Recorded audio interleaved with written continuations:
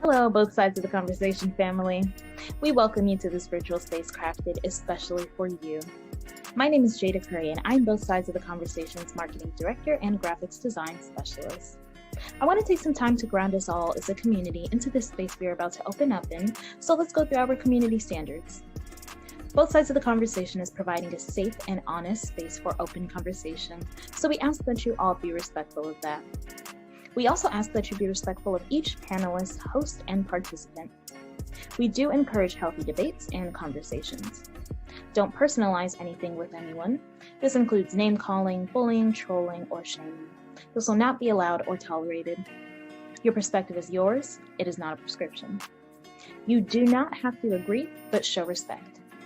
These community standards apply to all of our live shows and any virtual spaces that we hold on social media, including YouTube, Facebook, Twitter, or Instagram. We want to make sure that we are caring for each other as a community. This is our priority in all of our endeavors as both sides of the conversation. With that being said, I hope you enjoyed today's show and continue to stay in touch with us via YouTube, Facebook, Twitter, Instagram, or all of them. All right, thank you for listening and see you soon.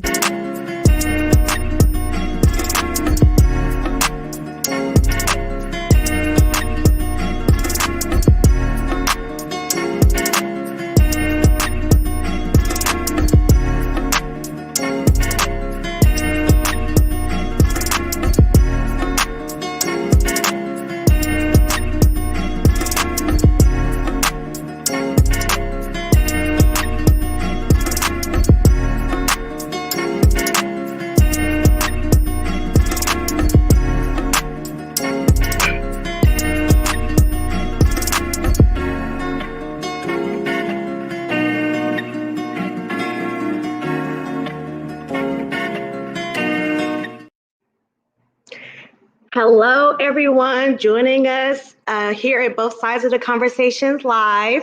Welcome to our Sunday conversation. Thank you for joining us today as we gather in this virtual space every Sunday at 2 p.m. My name is Brittany Doyle. I am the founder of Wise Health here in San Francisco. I am your co-host for today. And I would also like to introduce joining me, the executive director of Both Sides of the Conversation, John Henry. Welcome, everybody. Good afternoon. We are going to have an amazing conversation today, important conversation about human trafficking. But before we get started, I want to go through a couple of community announcements as we move through to get to today's conversation. So we're going to start off with the first announcement about the federal ruling about the DACA, what's going on. The federal judge in Texas on Friday ruled that the Deferred Action for Childhood Arrival program is unlawful. The decision by the U.S. Judge Andrew Hayden of the Southern District of Texas. The ruling has blocked the government from approving the application of new enrollees. For those currently enrolled in the DACA program will not be implicated or impacted. So that's just information out of the community. We are still fighting for our Black and brown people on the borderline, still trying to get this stuff approved.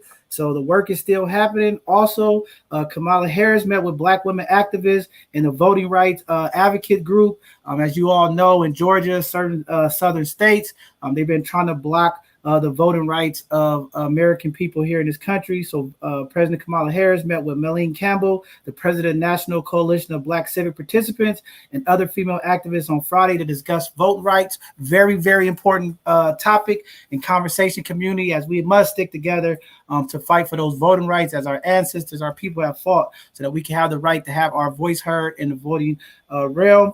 Also, the Democratic Party is pushing to unite as the GOP has continued to vote for the blocking of the rights bill.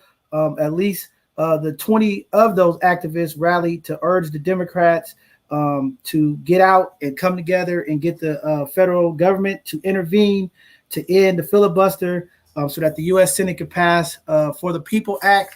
Very important information. We want to definitely work in solidarity with them because we want to keep our voting rights, especially in Georgia. It's a big push right now. We definitely want to continue that effort. Also here in the Bay Area, 7 of the Bay Area counties have now recommended to require indoor masks for all vaccinated individuals. As you all know, the increase of the Delta variant has been increasing across the country.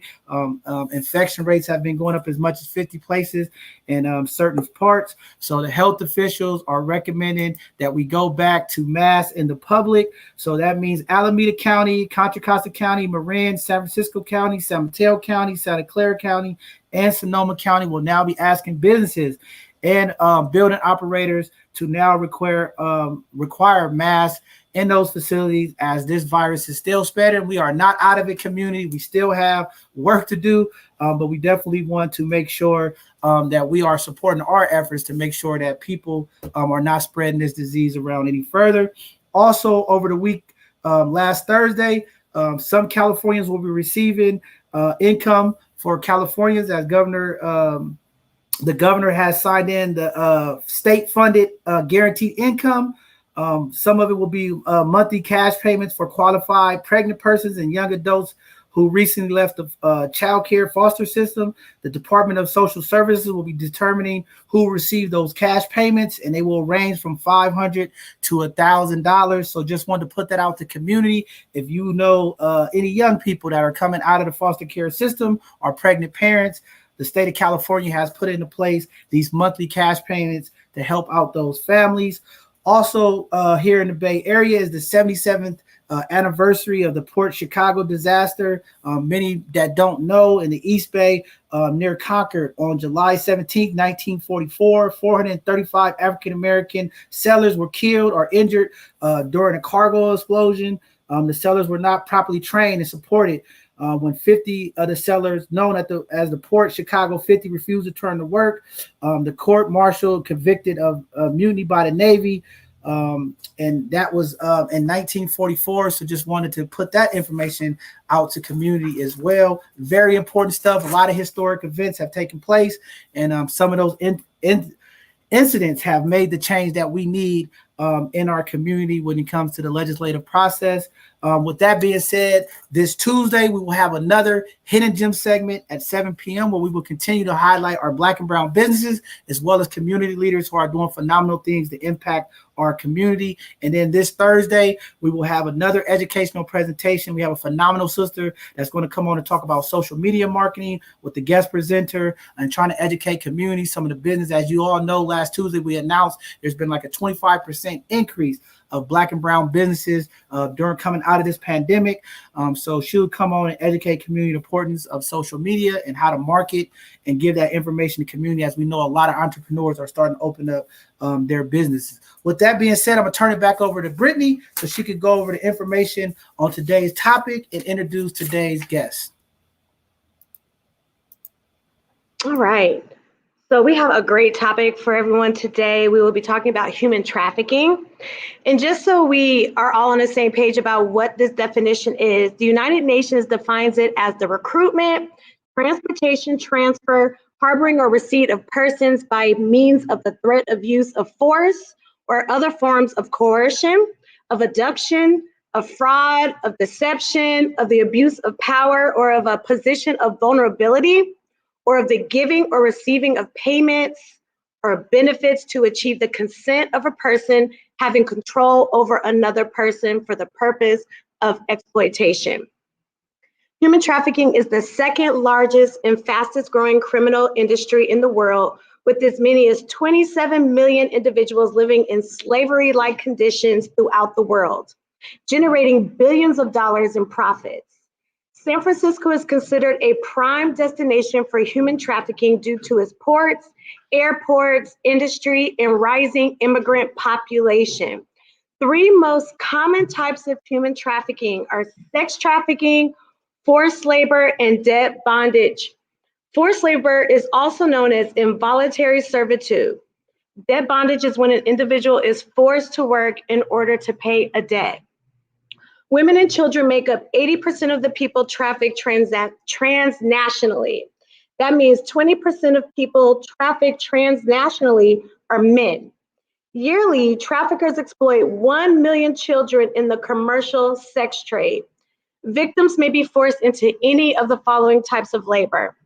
There's domestic servitude, agricultural work, manufacturing, janitorial services, hotel services, construction, health and elder care, hair and nail salons, prostitution, and strip club dancing.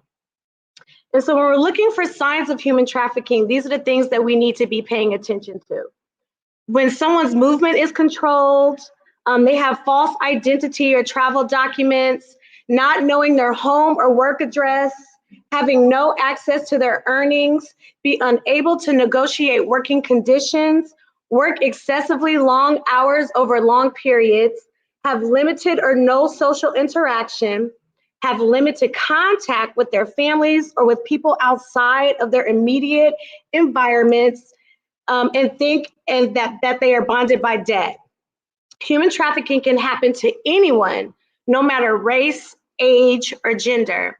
And if you would like to report, if you believe that someone is being human trafficked, if you're looking for more information around resources, you will see the number that's posted here on our screen and tickering across, and we'll also be providing more information and resources. And so I want to introduce to you all our panelists for today. We have a great lineup of people, of women actually, that will be able to give us a lot of information of what's going on here in the Bay Area and across the United States. And so as I call your name, go ahead and give us up to 3 minutes to talk about yourself and about what you're doing around this topic. So first, I would like to call up Vanessa Russell. She is the founder and executive director of Love Never Fails. Hi, everyone. Well, thank you so much for inviting me on the show today. As was mentioned, I am the founding executive director of Love Never Fails. We've been in place for the last 10 years, and we provide housing for survivors of human trafficking, including women and their children, teenage girls 13 to 17, and men who are also victims of human trafficking, as was mentioned. And we also provide IT education and workforce development so that we don't just provide a bed, but we provide economic sustainability. And finally, we do prevention education. So we're part of a collaborative called Protect, and we're rolling out a curriculum to 7th, 9th, and 11th grade students in 5 different states across the nation. And so we're just super grateful for the opportunity to talk a little bit more about this issue we call human trafficking. And back to you, Brittany. Thank you so much. We're so happy to have you today. Next, we have Lynn Lennon, who is a survivor. A former victim, worked in the industry. I'm a strong advocate for helping survivors deal with trauma through counseling, mental health, and work closely with Love Never Fails, Women on the Way, Missy, and several other agencies to bring enlightenment and education to the problem of human trafficking. All right. Well, thank you all for coming on today. This is a very important conversation community. As our community start joining in, if you would like to ask questions or be a part of today's conversation, please use the live chat function on our YouTube channel, and we'll get those questions up. to the guests today, and they can help ask those questions.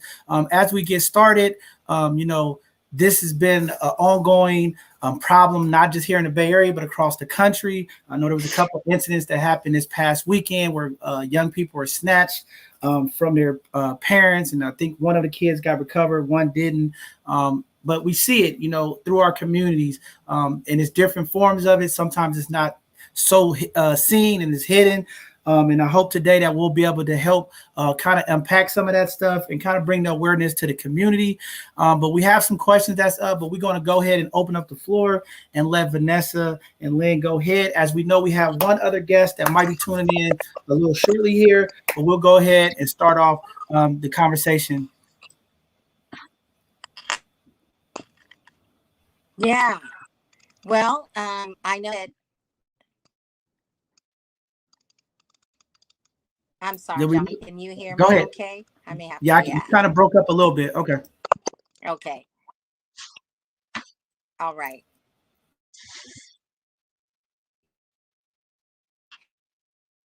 I think I just wanted you to froze say up a that little bit. I'm so grateful because we're trying to bring to scope. Okay. Let me jump back on here. Sorry about that. Okay. Lynn, you want to go ahead and jump in? Like Vanessa's trying to get her. I know. Sure. So, I think when people think of human trafficking, we often lump that into sex workers or young girls or women, but there are several other forms of human trafficking. Some of them notably being, especially among immigrant communities, people that are forced to, as you said earlier, pay off a bond. They may have come here and they are then forced to work. And for some of those individuals, the repayment never happens and they continue to be forced to work for free to do labor.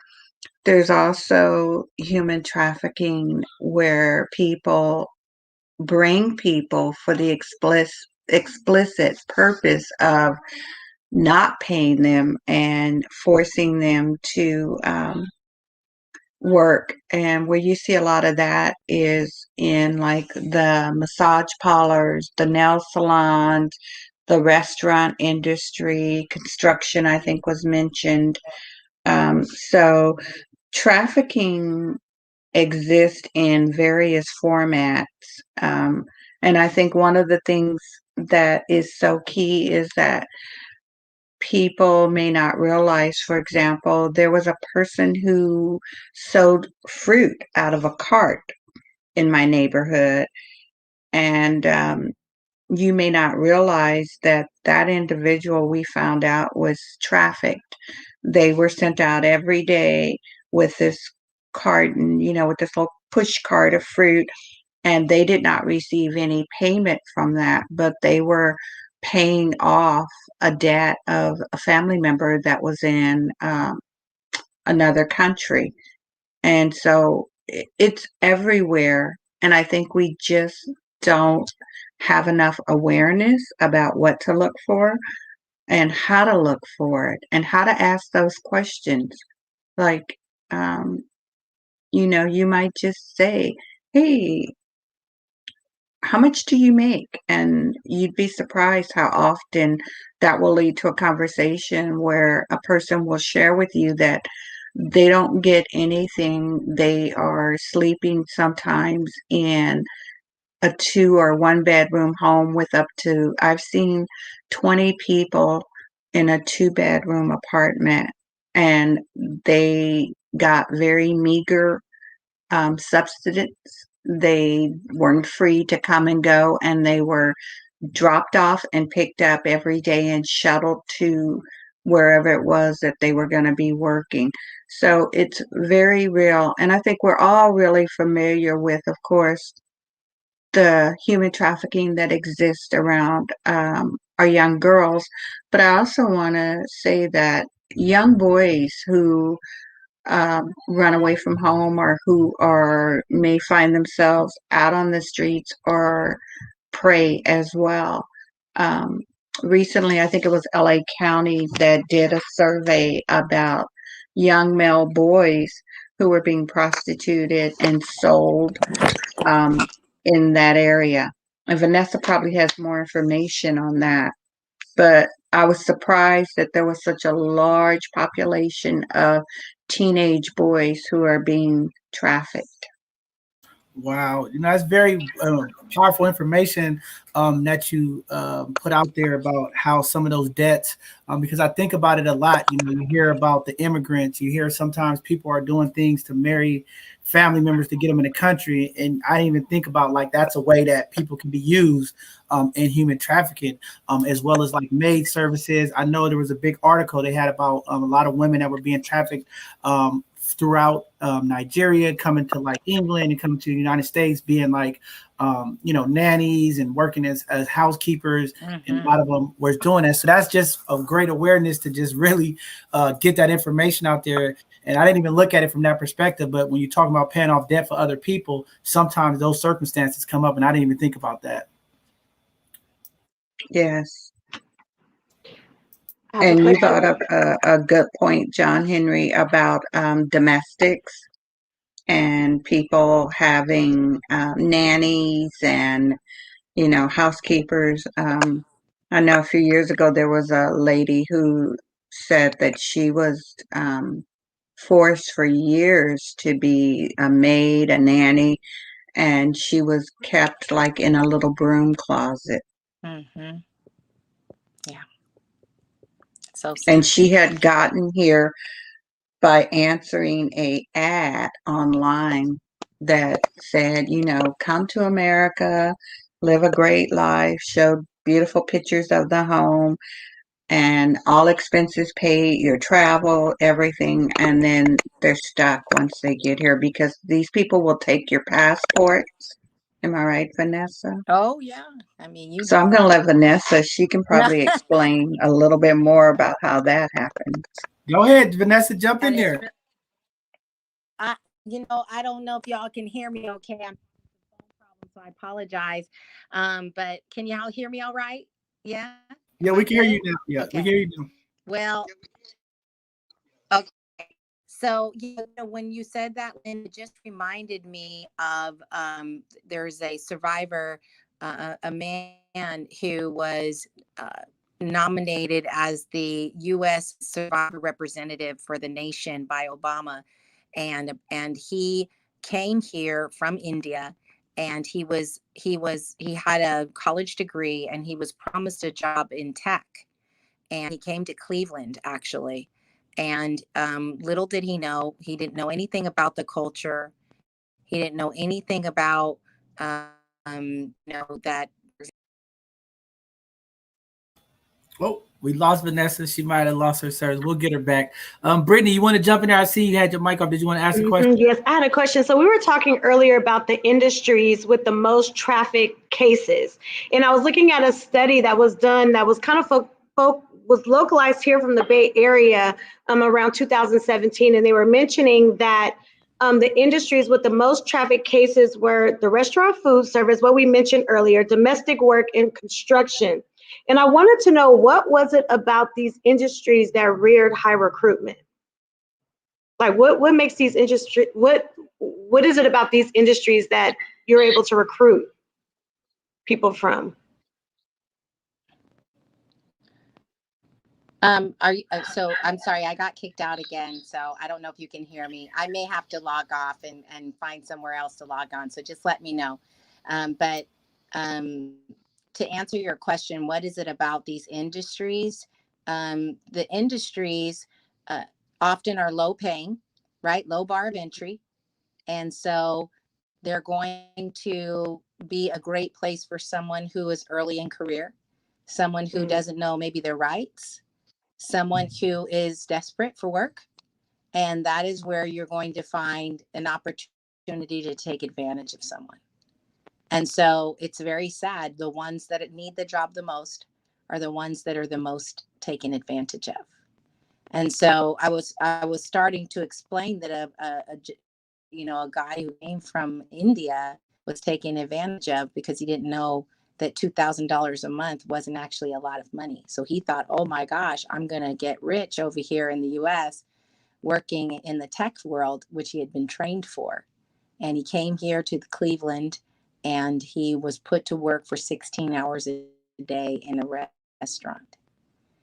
And some of it is just praying people's, like, if I tell you, I'll give you 2,000 and I'm in India. Oh, we lost Vanessa again. It was getting good, Vanessa. I know $2,000 goes real far. Right. And she brought up a really great point about how if you're in a country and the average salary for a month is $40 and somebody says to you, I can get you a job in another country, you will make like Vanessa said, $2,000 a month. You think you've won the lotto. And 9 times out of 10, it turns out that there is no $2,000 salary. There's lots of work. And as Vanessa said, it's very common for those people, especially that are working in to be forced to work 16 hours a day. And like I said earlier, to have no basic things. And by that, I mean, they don't have the basic freedom to leave, go. They don't control their money. They're usually not even given any of their money. Um, their passports, as I said, are usually held. And it's just really sad that so many people are victimized in this way. But the good thing is that we are now shedding a bright light on the subject of trafficking. And I think it started as a spearhead of young girls being victimized, and now we've been able to broaden that conversation. So I'm happy that we are bringing enlightenment and letting people know that human trafficking is not just sex workers, because some people really don't even understand that aspect of it. And they say, well, they don't have to be out there, or they chose to be out there, or, they're silly for being out there. And it's not always that simple. The reasons and the why and the how are just not a black and white solution. There are so many shades of gray in the world of human trafficking. But I'm thankful that we're starting to really open up eyes, so to speak, so that people can be on the lookout. Because like I use that example of that fruit person, and the reason we found out they were trafficked is because the ICE swooped up one day and did a raid. And that's how we found out that our favorite fruit person was here illegally, had been trafficked here from Guadalajara, and, was trying to send money back home, and, just a really nice guy who got caught up. Wow, phenomenal information. You're right. I mean, this is why we have these type of conversations here with community, because the awareness and the education part is definitely needed, because a lot of times you do hear, especially in the Black and brown community, that, oh, these women are out here doing this because this is what they want to do. They don't want to work. They want to do this.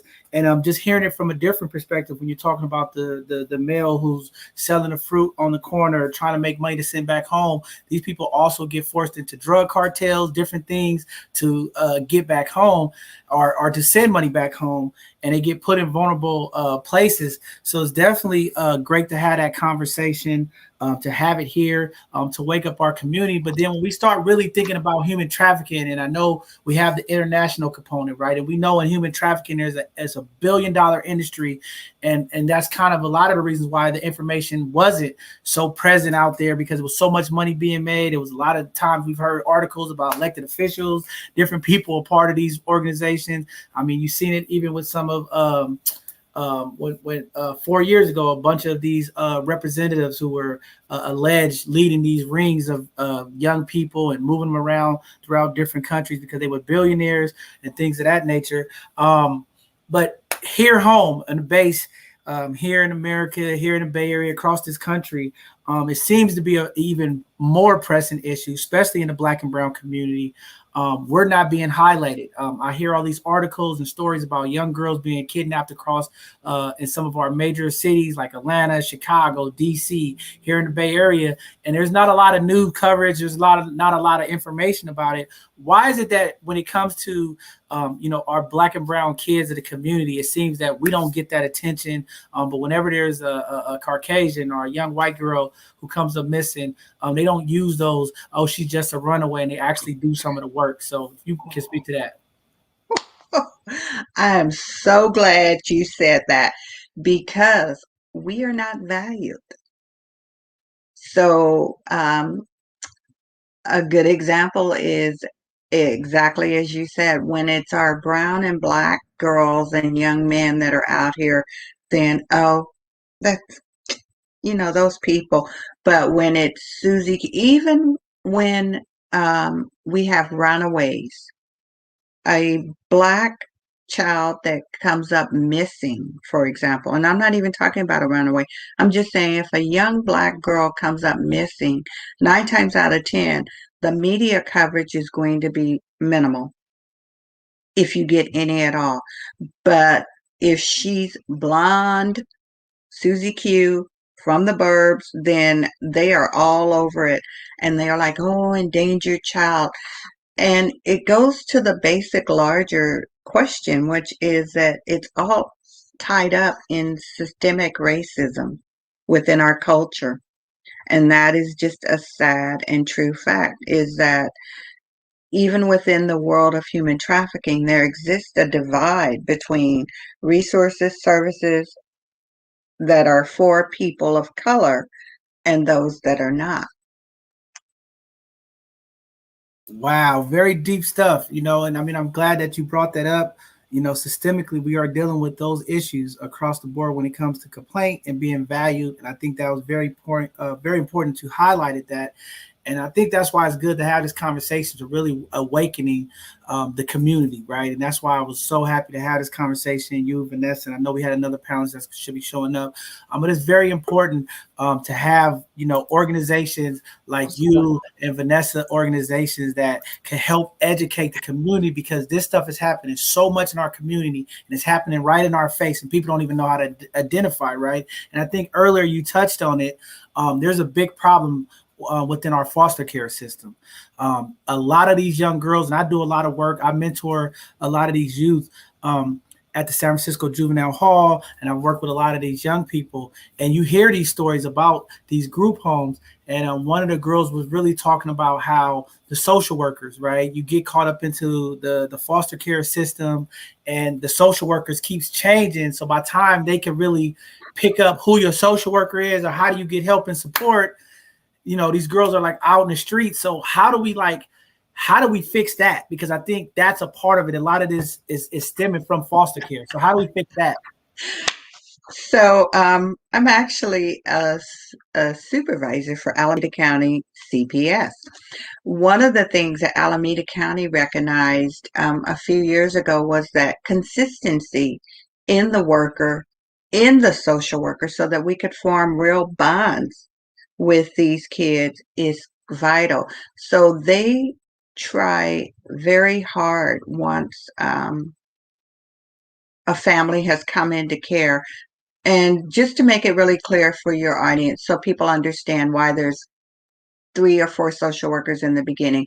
So in the beginning, you have what's called the investigative social worker, and then you have the reunification social worker. But let's say reunification doesn't work.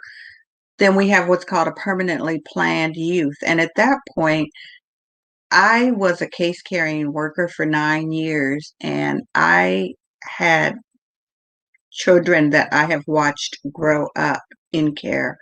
Um, and some of them are still in my unit because I kept their cases when I became the supervisor, so that they would have that familiarity, so they would have that person that they had developed a relationship with.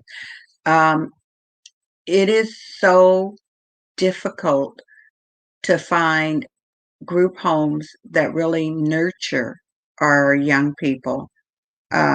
Which is why I was saying earlier, I'm so thankful that Love Never Failed, because I had talked about this for years with Vanessa.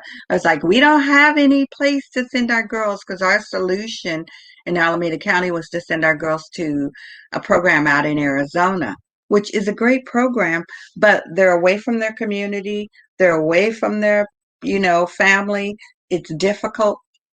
And I'm really thankful, and I'm going to let Vanessa speak more about her wonderful program right here in Alameda County for that population. I hope y'all can hear me now. I went and switched to a computer, but yes, it was Lynn. Lynn started some trouble, y'all. She was the one who came and spoke.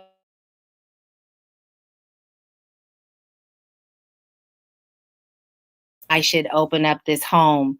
And I'm just so grateful that I stepped out on faith last year in August, and we opened the home, and we had our first young lady come in October. And since then, we've been able to provide housing for 4 girls and ages 13 to 16. And so, it's just when you think about the need, and it's kind of out there somewhere. We know there's a lot of needs, but boy, when it hits home, when it's your own people, when it's the people that are living on your block, when it's people that are in your community that are saying, I need this for my family, it gets really real really fast. And for me, I'm just so grateful to be able to be a part of the solution. And so, yeah, thank you for that encouragement, Lynn. And it's, I only have 4 beds. We need more. We need more beds. And as Lynn said, not just far away, but nearby, so that people can remain, get a sense of safety and healing right there in their neighborhoods where they grew up. Yeah, definitely very important information. And Vanessa, I know I've kind of heard some of your presentations and things that you've done before. Since we do have community who may not really understand, the whole dynamics of human trafficking, there is definitely so many intersections. But when we talk about this grooming thing and young people being groomed to do this, what does that look like, right? We have, because it's multiple ways. Like we talked earlier, there's people that's for labor, coming in the country through debt, right? Then you have the people who are like guerrilla pimp, being snatched off the screen force. We have people being drugged. Then we have some people that are like in relationships and actually get caught into this. Like, what does this grooming process look like? And kind of explain that to the community, like when we're talking about grooming and how these young people get lured into it. And we know a lot of it is vulnerability, a lot of it is the excitement of money or opportunities to travel, because I think a lot of it with the social media is a big part, right? Because I even had family members and these young girls in our family, seeing people that look like them flying all over the country, going place, and they think it's cool. And I'm like, well, you don't know how this person is doing all of this. They just said it's a good term, but they keep trying to get you to go, and you just got to be careful, because sometimes they are using other people to lure other individuals to get them caught into human trafficking. So can you kind of like speak to that, and what does that grooming process look like? I would say it's very much like a network marketing strategy. It's a pyramid scheme. So there's somebody who's telling you about how great this life is and how they went through this, and they got to go to Hawaii, and they got to go to New York, and they got to go all these places, but they don't tell you about all the times they got raped.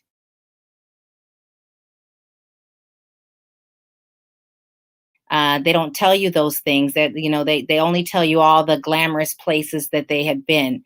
They don't tell you that they don't keep their own money.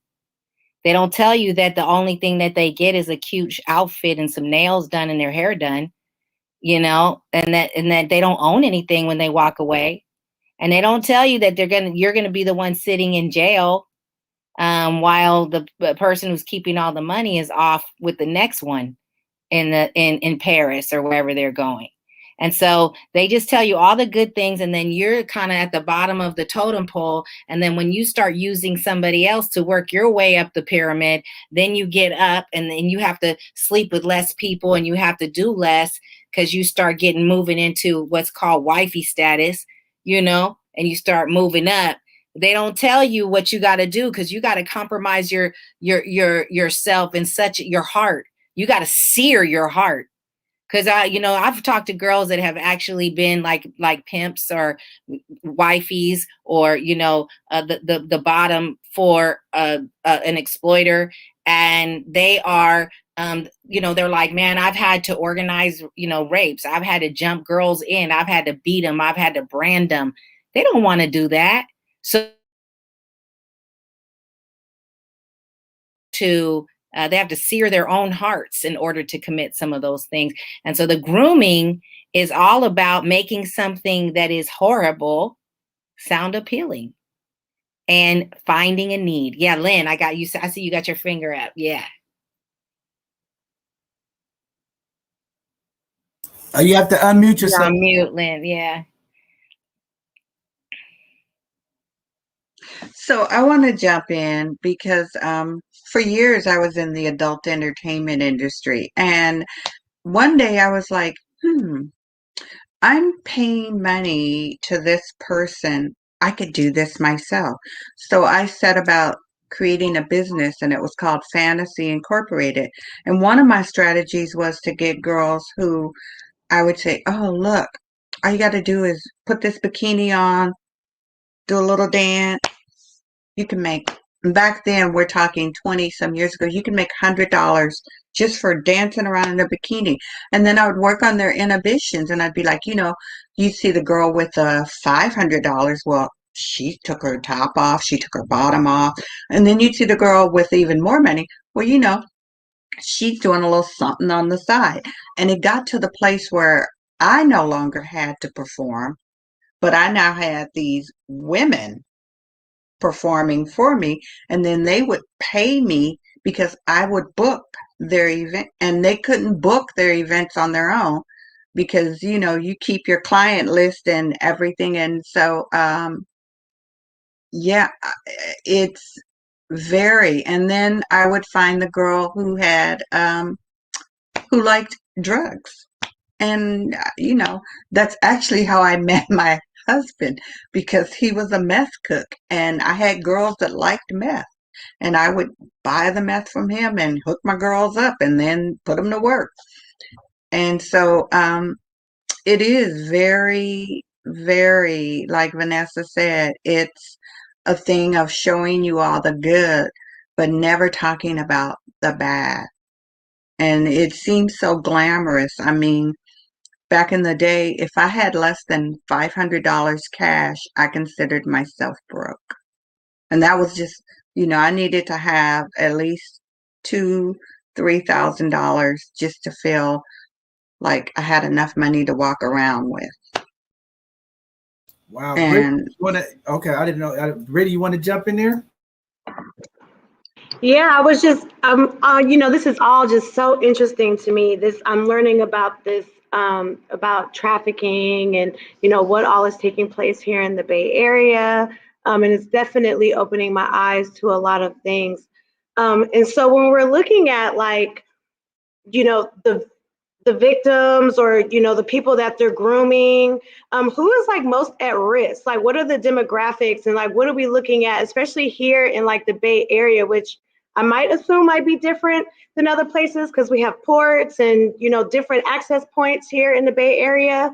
And so what type of person are you being groomed, and who is being spotted out? And are we looking at youth, teens? Are there women that are in their 30s? What are the demographics?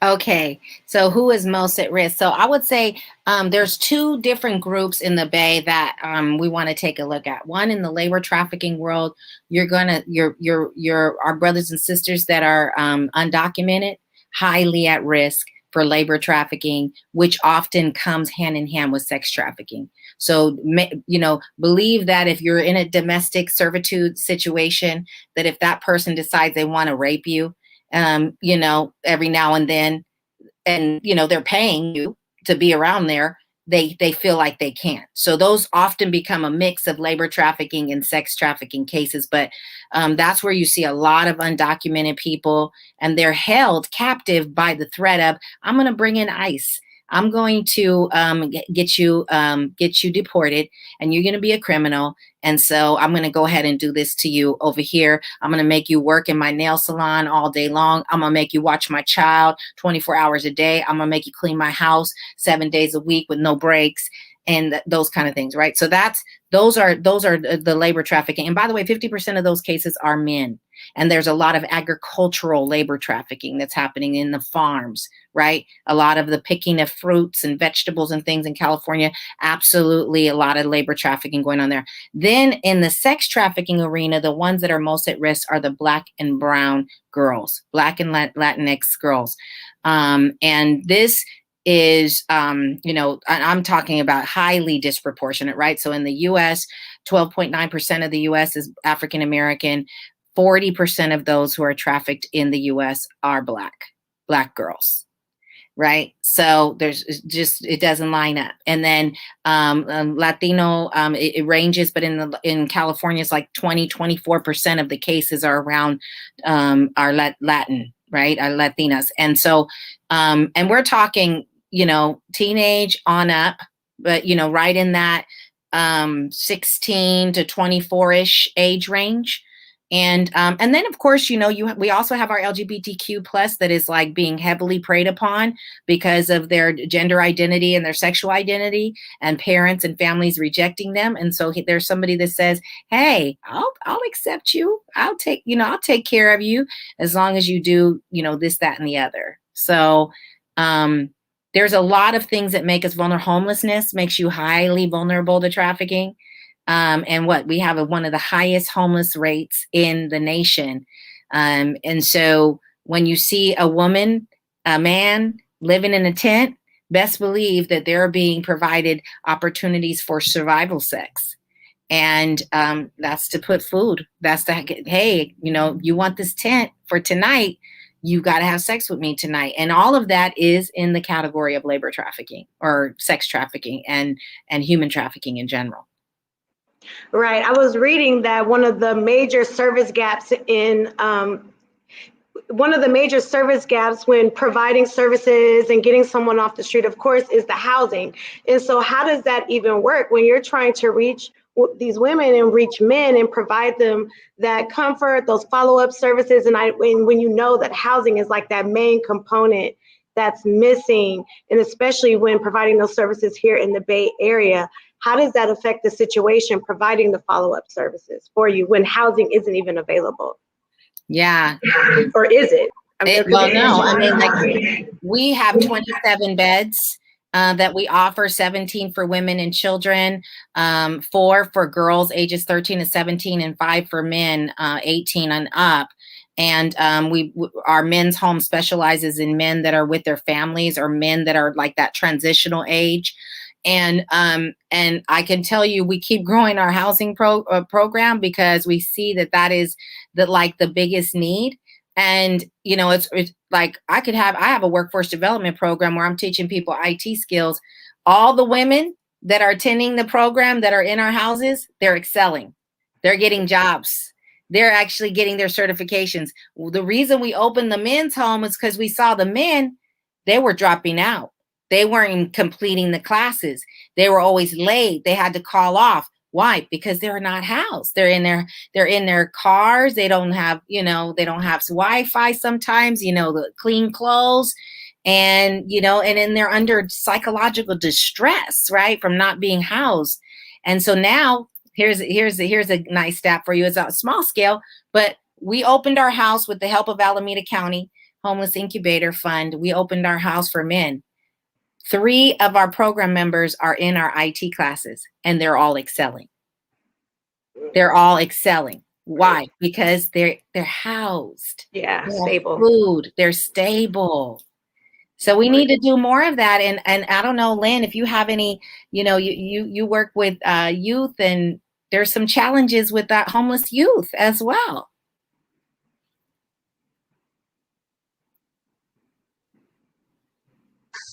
Well, I think John touched on it earlier. Alameda County is going to be starting a guaranteed income program, which is helpful. Foster care youth now can stay in care until their 21st birthday.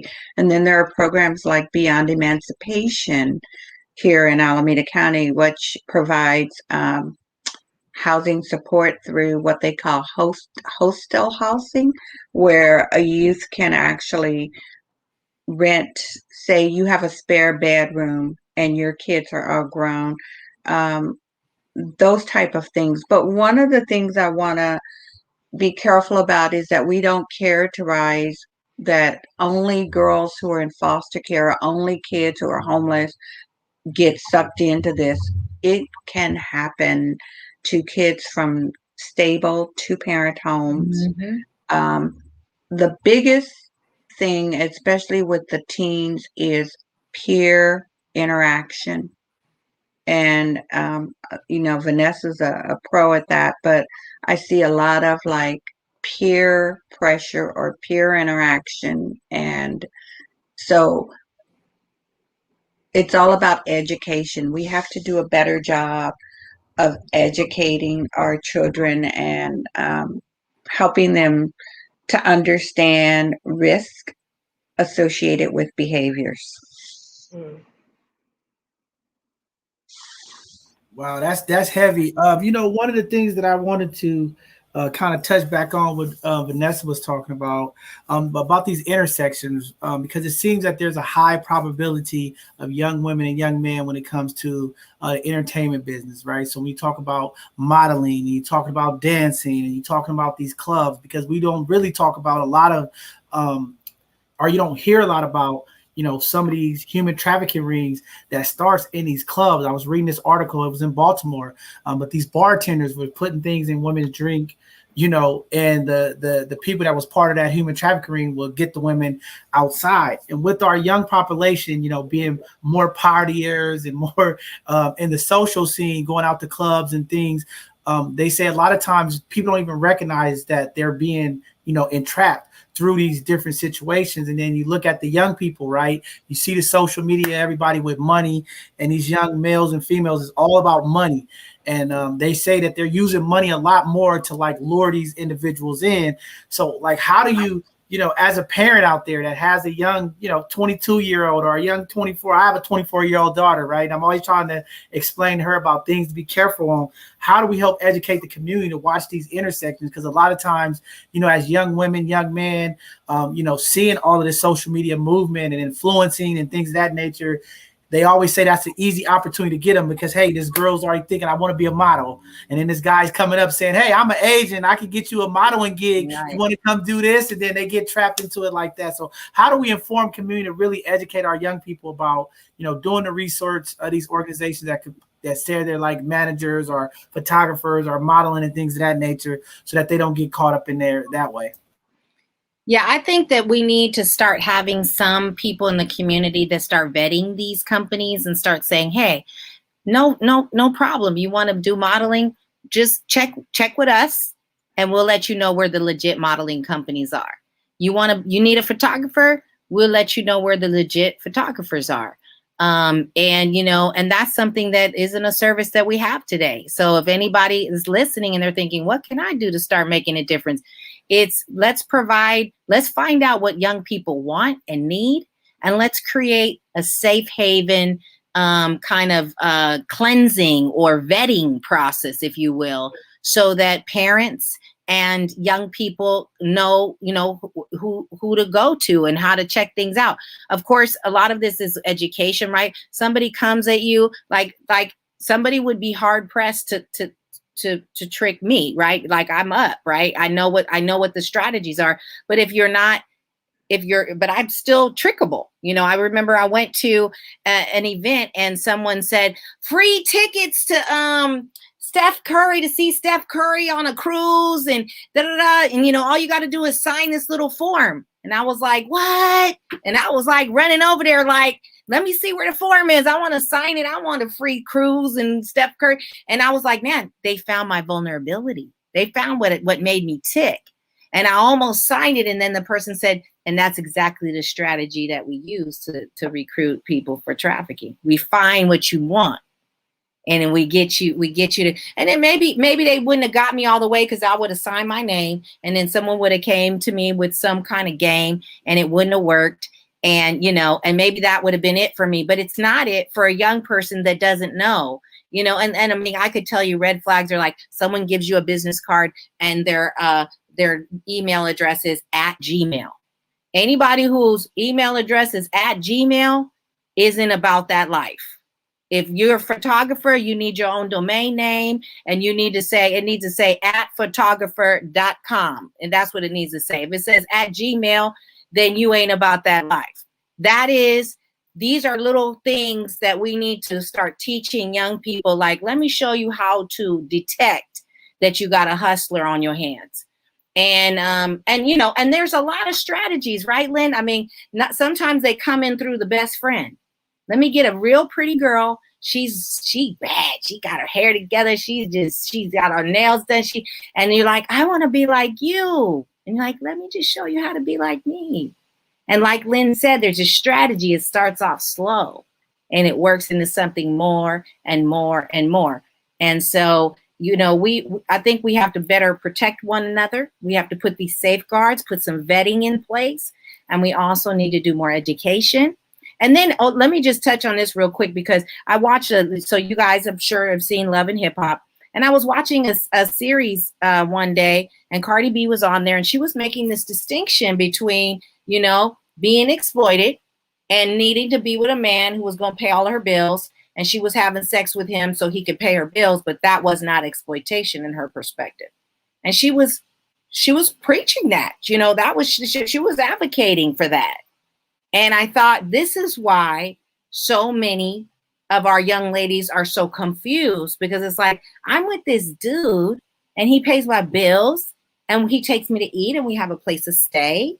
And I just, I have sex with him and a few other people, and it's like, it just starts to, the philosophy, you start to embrace it as truth.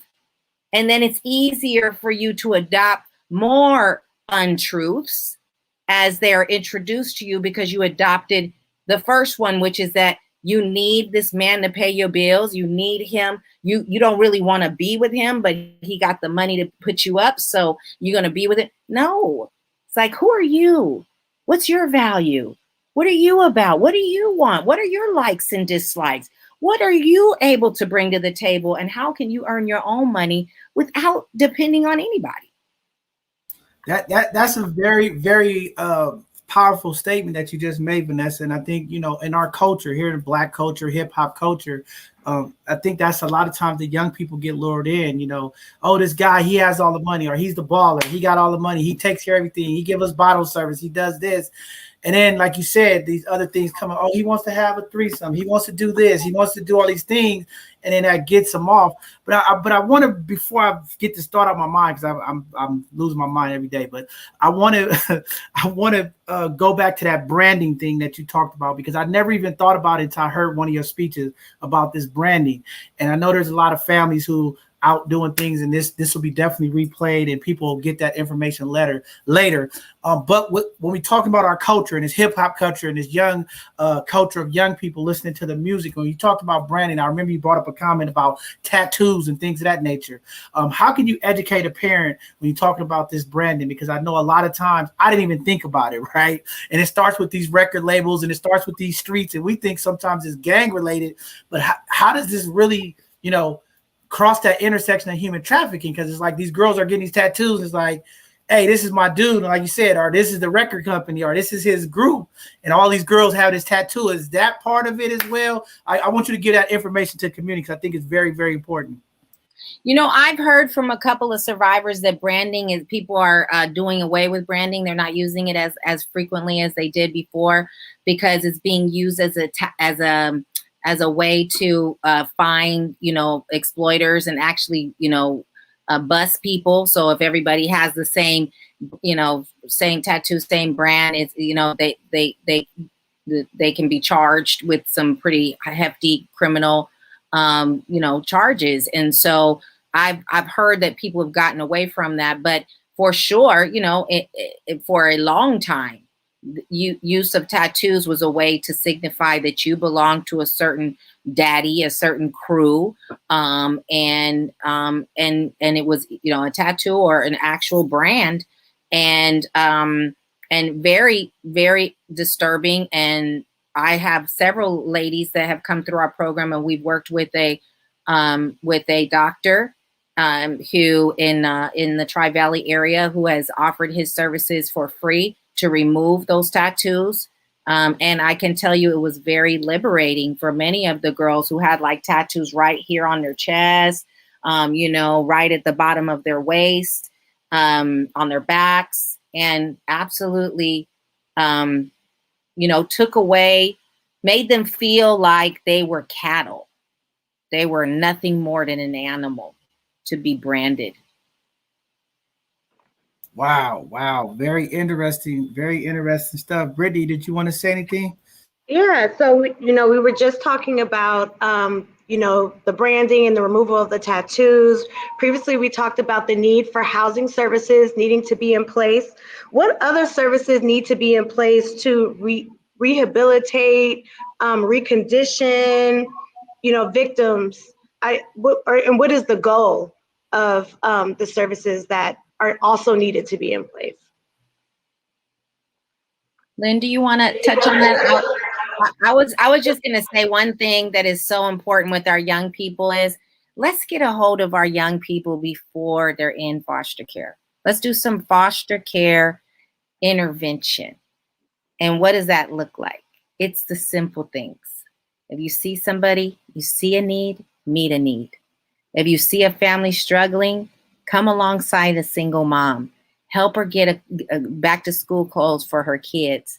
Help her get some food, some extra food. You might be saying, well, they could go down there to the food pantry and get food down there. But you know what? That extra touch, become an auntie or a grandma or a sister to somebody, a brother to somebody, and help them to get maybe that pie or that cake that they want every week that doesn't come in the food pantry package, and be part of their community. And you in doing that will you just have no idea what you could be preventing, the vulnerability that a child and a mom or a single dad might experience without your help. So, but Lynn, what other services, what do you see out there?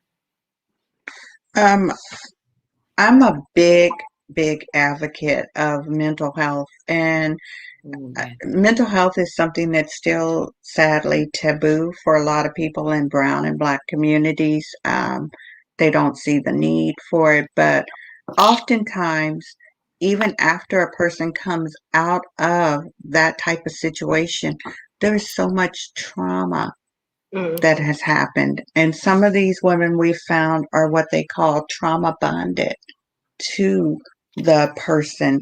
And they actually feel like, oh, that person was the only person who cared for me. I'm all alone now. I don't have anybody. Mental health counseling services and encouraging people in our communities that there is nothing wrong with seeking a therapist, that there is nothing wrong with taking medication. And I'm encouraging, if there are any churches that are listening, I encourage you. I do a group called Gracefully Broken, which talks about mental health and spirituality from a Christian Judeo perspective, because it is so taboo that we don't talk about mental health and the need to sometimes get good counseling and medication support. Mhm. And a lot of our kids, especially in the foster care system, are suffering from depression, Mhm. anxiety, and we need that. We need to make that part of the conversation in our communities. Yeah, I think that another thing that we're missing that we don't really see in our communities is like programs that empower our young women, how we're teaching young girls how to love themselves, self-esteem, self-empowerment, like those type of like bonds, how you said to be an auntie, like mentorship, those things are also missing in our community. And so when we think about like prevention, you know, I'm in public health, so I'm always thinking about how can we prevent? How can we get our community in a place to have accountability for what's coming out of the community? So sex trafficking is coming out of our, human trafficking is coming out of our community. What constructs do you think should be in place for our community to help prevent? Like if we were all to take accountability, you know, what can we do to help prevent, you know, our young boys and girls from being exploited in this way? Because of course, the first thing I'm like self-empowerment, self-love, you know, mentorship, like those type of, you know, programs. But what else do you think? How can we get them young, and what can we put in place to prevent it? Well, that's what actually one of the things that led to me starting the our IT Biz Academy, which is it is an IT academy that serves not only survivors of human trafficking, but all underserved, under-resourced people with education to become either a tech engineer, a tech sales agent, a project manager, or a customer service rep.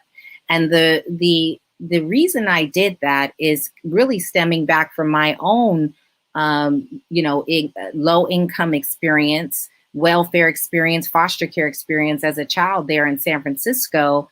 I remember the things that I encountered as someone who was living in poverty. And when you are living in poverty, you don't have a lot of options available to you. Like, you know, Lynn said, mental health. Well, the care that you have access to, yes, there are some mental health providers, but not enough. And if an activity that you might want to put your children in, you're not able to. And sometimes you're not even able to afford the uniform. And, you know, and then never mind vacations, go, I need a break. I want to go away. I want to take my kids to Disneyland. You can't do that when you're living in poverty. I remember the first time my mom took me to Disneyland, it was like we had died and gone to heaven because we were living so rough, you know? And meanwhile, there are other families that are going every summer. And so we need to think that through. And, you know, these are just some stats to consider, right? When you look at who is holding the roles that were most heavily disrupted by COVID and are living in the most poverty, it is the Black and Brown community. And so one of the best ways that we can uplift and prevent human trafficking and all the other crimes that come with poverty is by empowering people to take on economically sustainable roles, either in tech or in other fields. And healthcare is another one.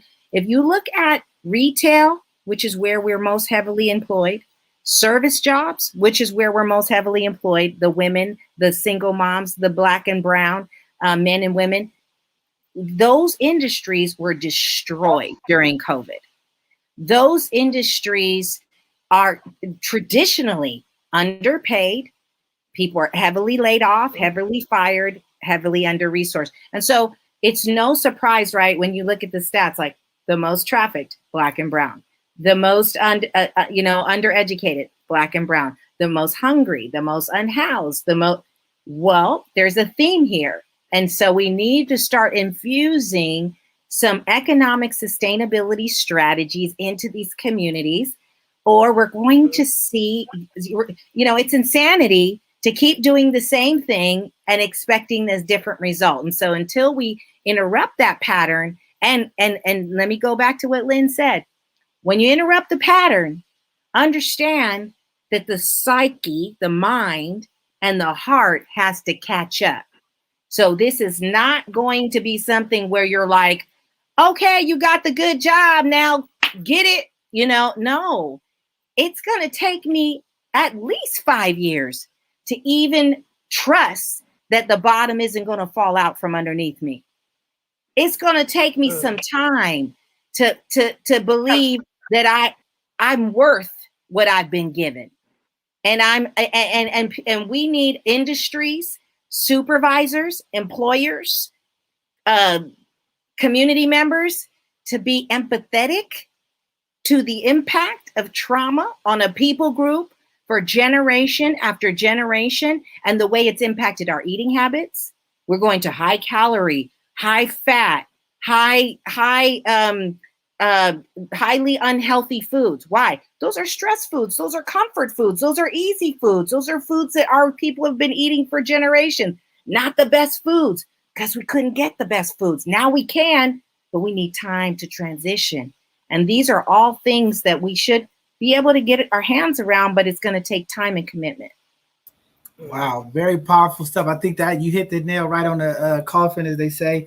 But also, as community, we have to do a better job of enabling these bad behaviors. A lot of times I see our adults in the community encouraging some of this bad behavior that could lead to objectifying our young people. I see it sometimes with even in these videos, encouraging some of our young people to do certain, sexual dances, talks, different things of that nature. And then, for the males, enabling the behavior of the toxic masculinity, as they call it, or, leading them to think that this is okay to treat these young ladies like this and have this type of mindset. And I think you're right. It all starts with a mindset shift, a paradigm shift in our community. It starts with education and information, and definitely, the corporations have to do a better job. I am a big advocate of mental health. Everybody that knows that watch this program, I'm always yelling at these mental health providers, but I also think the tech companies, I think the employers of this state across the country also has a responsibility to get mental health services in the workplace. Every 2 weeks they have mandatory trainings for safety and different things of that nature. Why can't we implement mental health? You see across the Bay Area, across the country, there's been a lot of workplace shootings, right? And a lot of that starts from people having disputes and different things, not knowing how to deal with their anger, fear, and pain.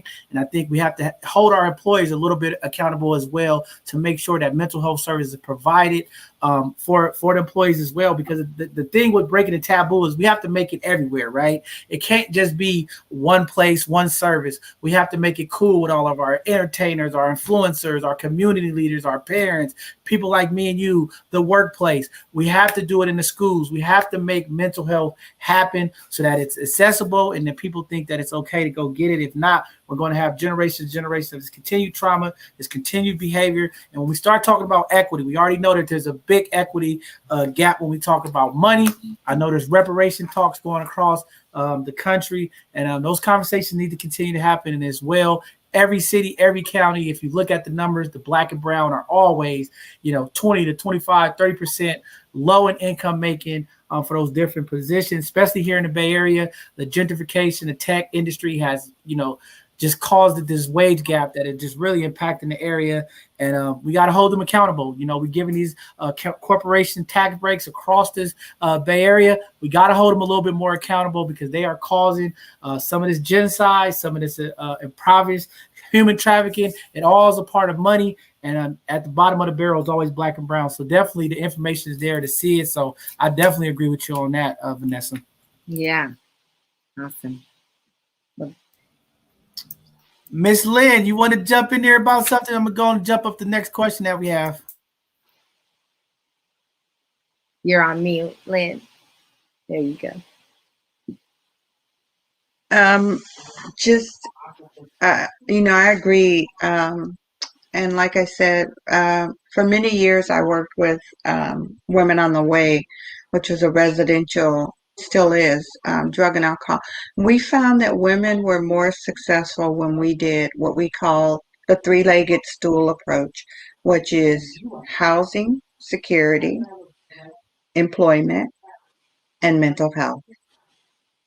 And so I think if we start to implement that three-legged stool approach in more platforms, and think about that and take that back to community, is that you can't, it will empower people to be in a position to make better, healthy lifestyle decisions. And you're right, mental health is key. It's critical. Yeah.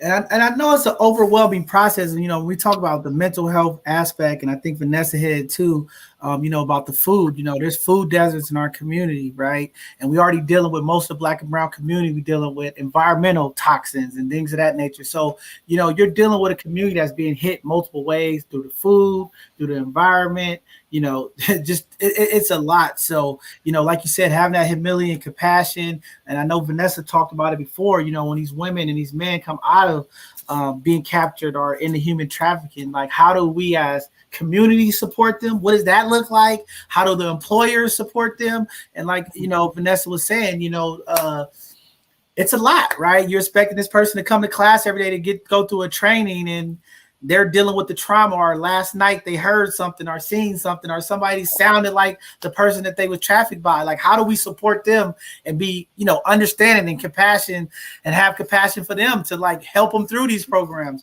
Because a lot of times when we get into this business model, and that's what I always say, part of the problem is this classism in America, and this capitalism is really affecting the way we alter and the lives and impact people. How do we change these models, when it comes to the working environment, when people come out of trauma, that trauma is still there. The woman might go to, or the man might go to work, and one of their bosses fits the physical feature of somebody who trafficked them. Like, how do they deal with that? They're like, why you don't want to get triggered? Yeah. So. No, that's right, man. They get triggered at work. I had a situation, John, where so we have a community store, and we actually bring some of the people in our program in there to work as a first step to getting into the workspace, right?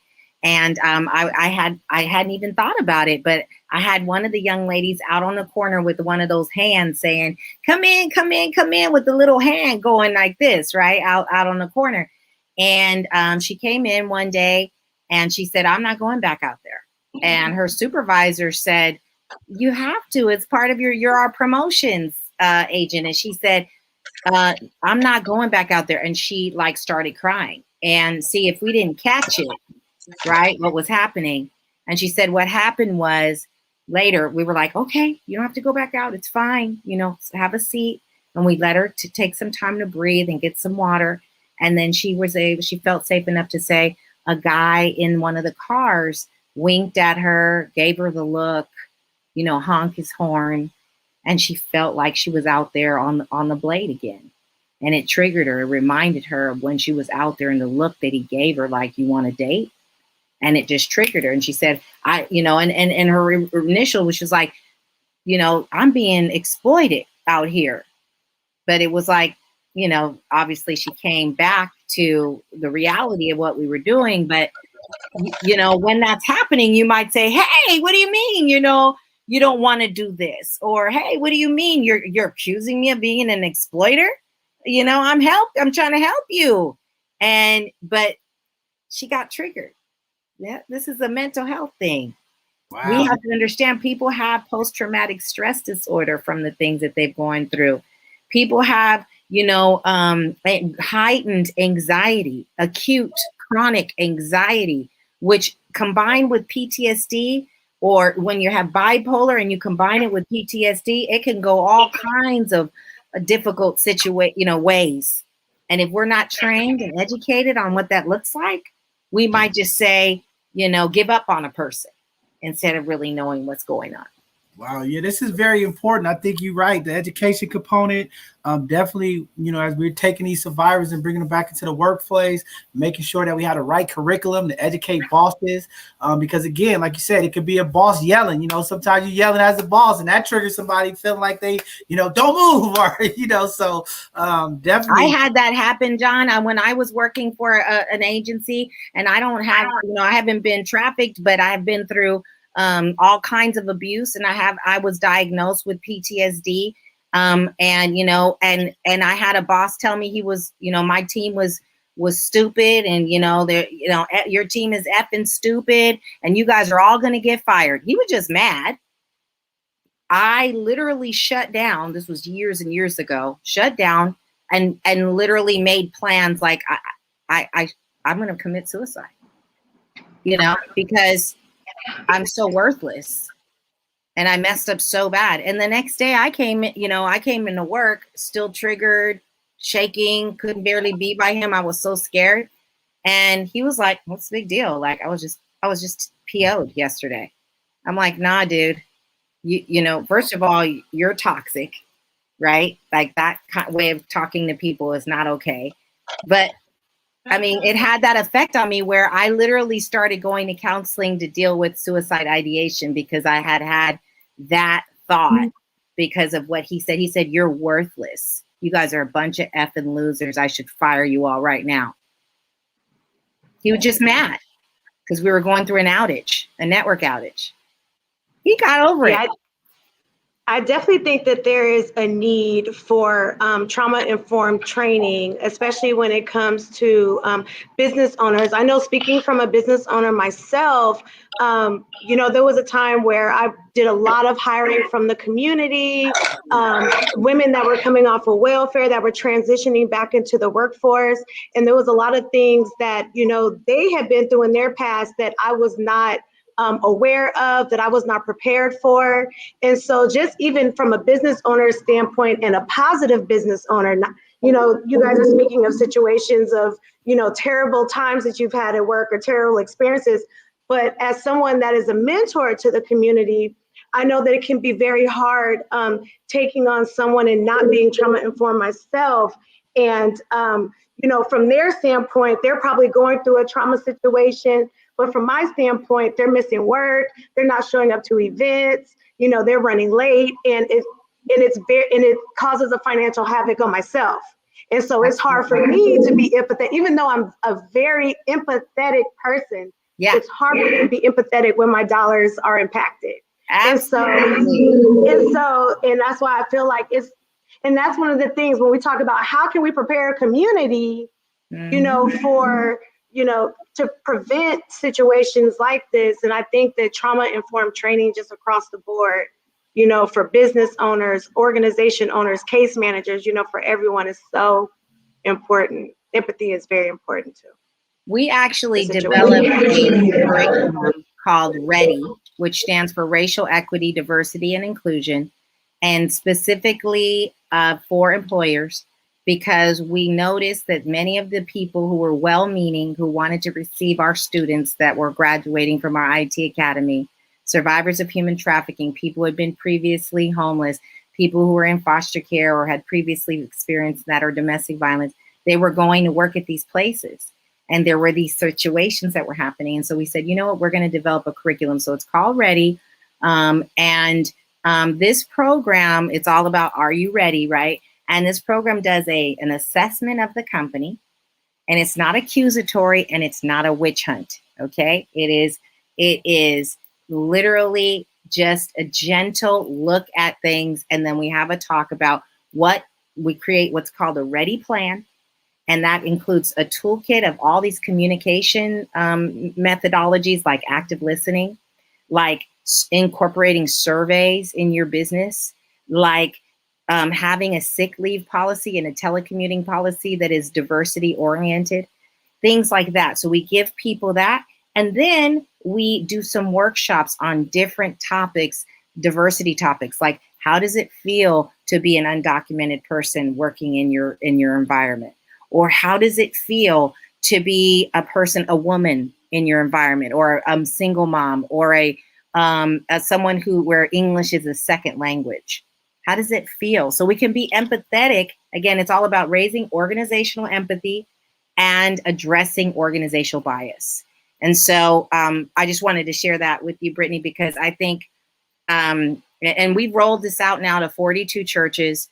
And we're rolling it out to, this will be our second high tech company here in August. But it's something that is very much needed. And to your point, right? I'm a small business owner, and I don't have time for half stepping either. But I feel like when I see somebody and I can recognize, you're not just taking advantage. You're reeling from some kind of trauma. There's something in me, you know, leans into them further. When I see that you're not just trying to hustle me, you know, you're not just trying to take advantage of me, but you really got something going on. It's the differentiation of it. Yeah. Yeah. I need to help, but to help me differentiate Right. Right. what's really going on. Yeah. Yes, exactly. But that's a great program. Like I'm gonna look into it and look it up because it is very, very needed. Those policies, because I've changed a lot of policies. Yeah. So changing workplace policies and things like that, that's very needed and important. So thank you for that. And also, I know the crime survivors had a big event out there, and I know they're doing a fight for some kind of legislative support here in California to get more time off for victims of domestic violence or families or mothers of violence when their child are killed or thing. How far away we are to get that in place, I'm not sure. But if you look at most of these large organizations, city and county, I mean, sometimes when people go through these situations, they only get a few days off to recover, like bereavement.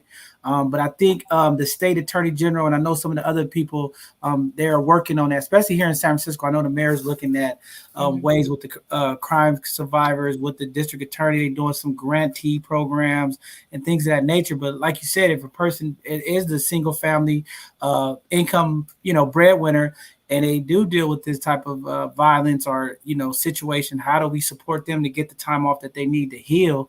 And then healing, when we talking about mental health, I wanted to ask Lynn, what does that really look like? Because a lot of times we talk about healing in the community, we talk about getting these services, but what does that really look like for community? Is it medication? Is it the communication therapy? Is it the mindset of the arts? Like when we're talking about healing, because people talk about, but what does it really look like? And realistically, each person is different, but what does that time frame look like? Because a survivor of human trafficking, what does that trauma looks like to a person that's trying to recover? I'm so glad you said that, John. So first of all, I think you have to, one, like I said, if we can remove the stigma around just the conversations around mental health, um, and it's not just mental health, the Black church or the local churches can be a rich source of community for mental health. They can open up the door and they can reach people.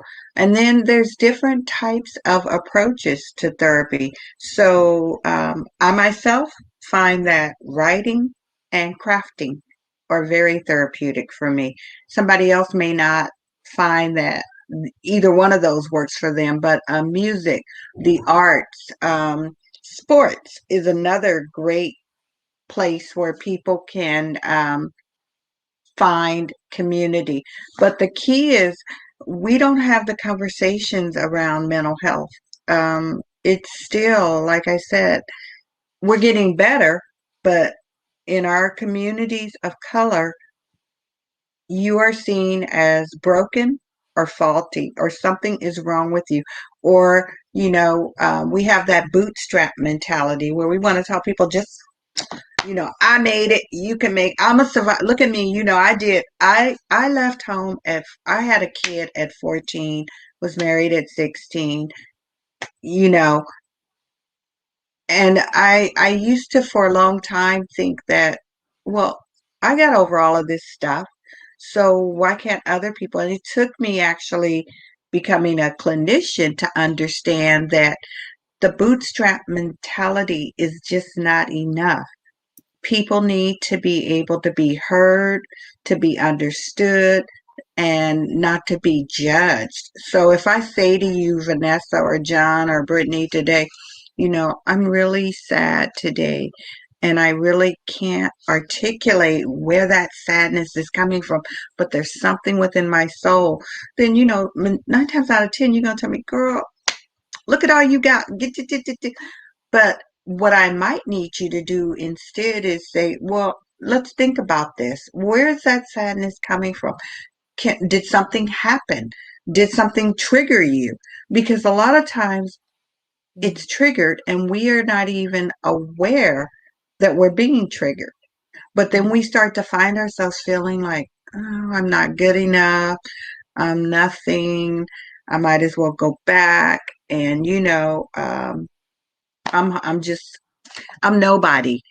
And we find ourselves back on that depression wheel. So learning to jot down or think about why you're feeling what you're feeling when you're feeling it. And that's not easy to do. It sounds simple, but it's not easy to do. But again, I cannot stress enough the need to really just start having the conversation. And by that, I mean having the conversations, like you said, at jobs, at churches, at community centers, on sports teams, schools. We have to just make it a-okay for people to have a space where they can go in and say, you know what? I'm not doing well and I need to talk to somebody. And then there's no judgment behind it. Yeah. Man, that was very, very powerful. And that's what we're trying to do here with both sides of the conversation, because we believe that through communication, there's a healing process that begins, getting it off your chest. But definitely our community, churches, we do have a big problem. And I'm always, a little radical when it comes to our churches, but I think they have a lot of influence. And when you're telling people if they have a mental health breakdown or something, that they have the devil in them and things of that nature, that judgment part is huge. I'm on a lot of these calls and I get triggered too, because when you're trying to advocate for your people and help, and I think, we really have to start coming with the solution base. Where do we start, right? And because we've had so much trauma in the Black and brown community for hundreds and hundreds of years, I think we need to take a step back as community and just start back from the basics, right? Educating our young people the basic things that we think they all know, because there's definitely a divide when we're dealing with the elders of the community and our young people.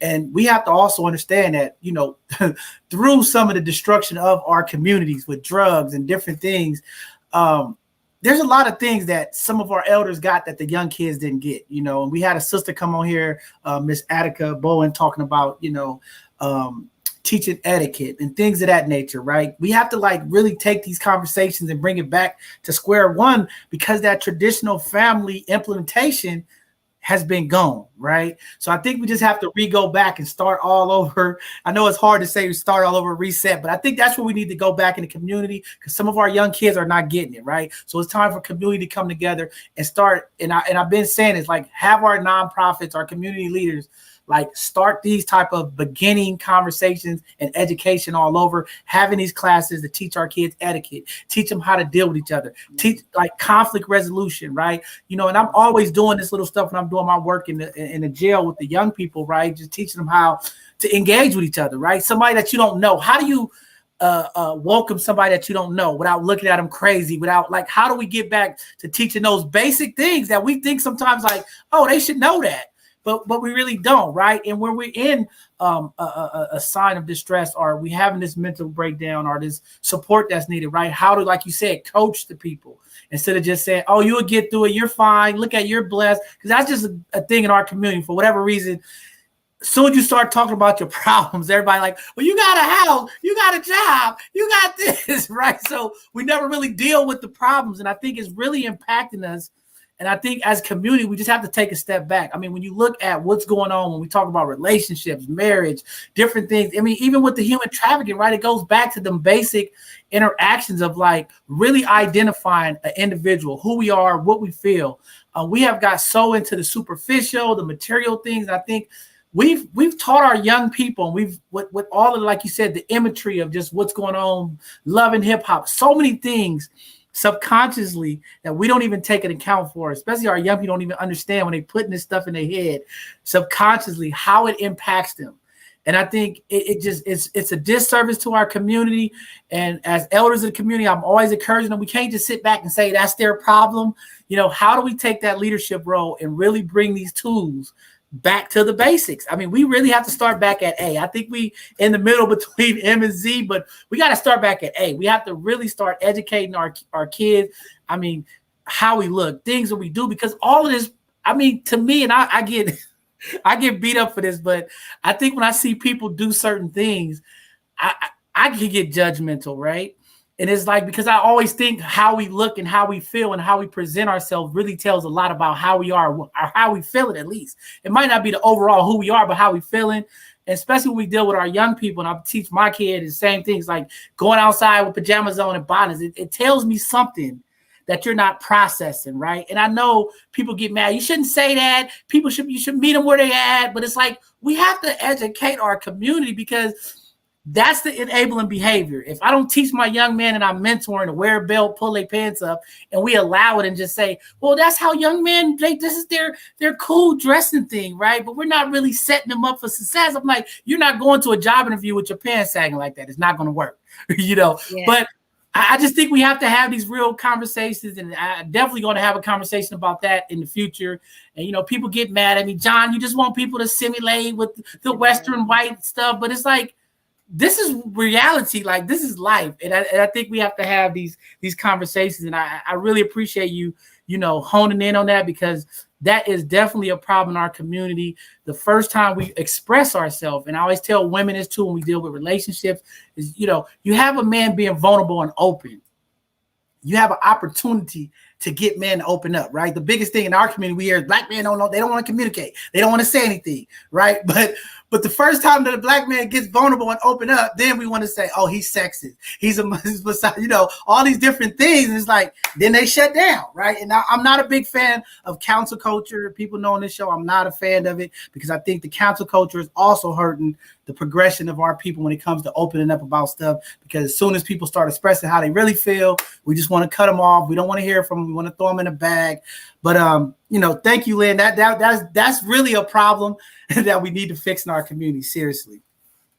Yeah, I think that there's like a lot of different roles we need to play in our community, and just like a family, right?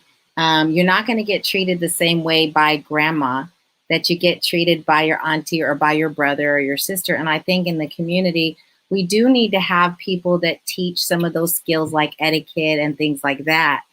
However, this is just my feeling on this, John, is that there have to be people that go and meet you how you are and accept you how you are and go get you. Those are the ones that are like, I'm the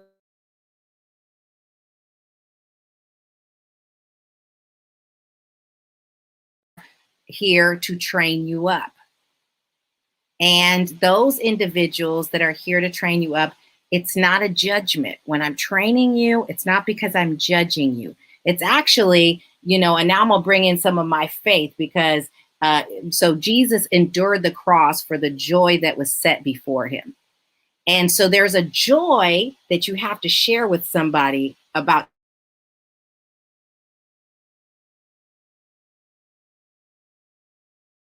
the etiquette. You're not going to tell them why they need to know. Then why should they learn it? The point is, what is the purpose of what you're teaching me? I'm teaching you how to use your silverware because I want you to be prepared to be in front of someone who will judge you because you're not using your silverware properly, according to Western standards. And people who live by Western standards have some of the money in this country.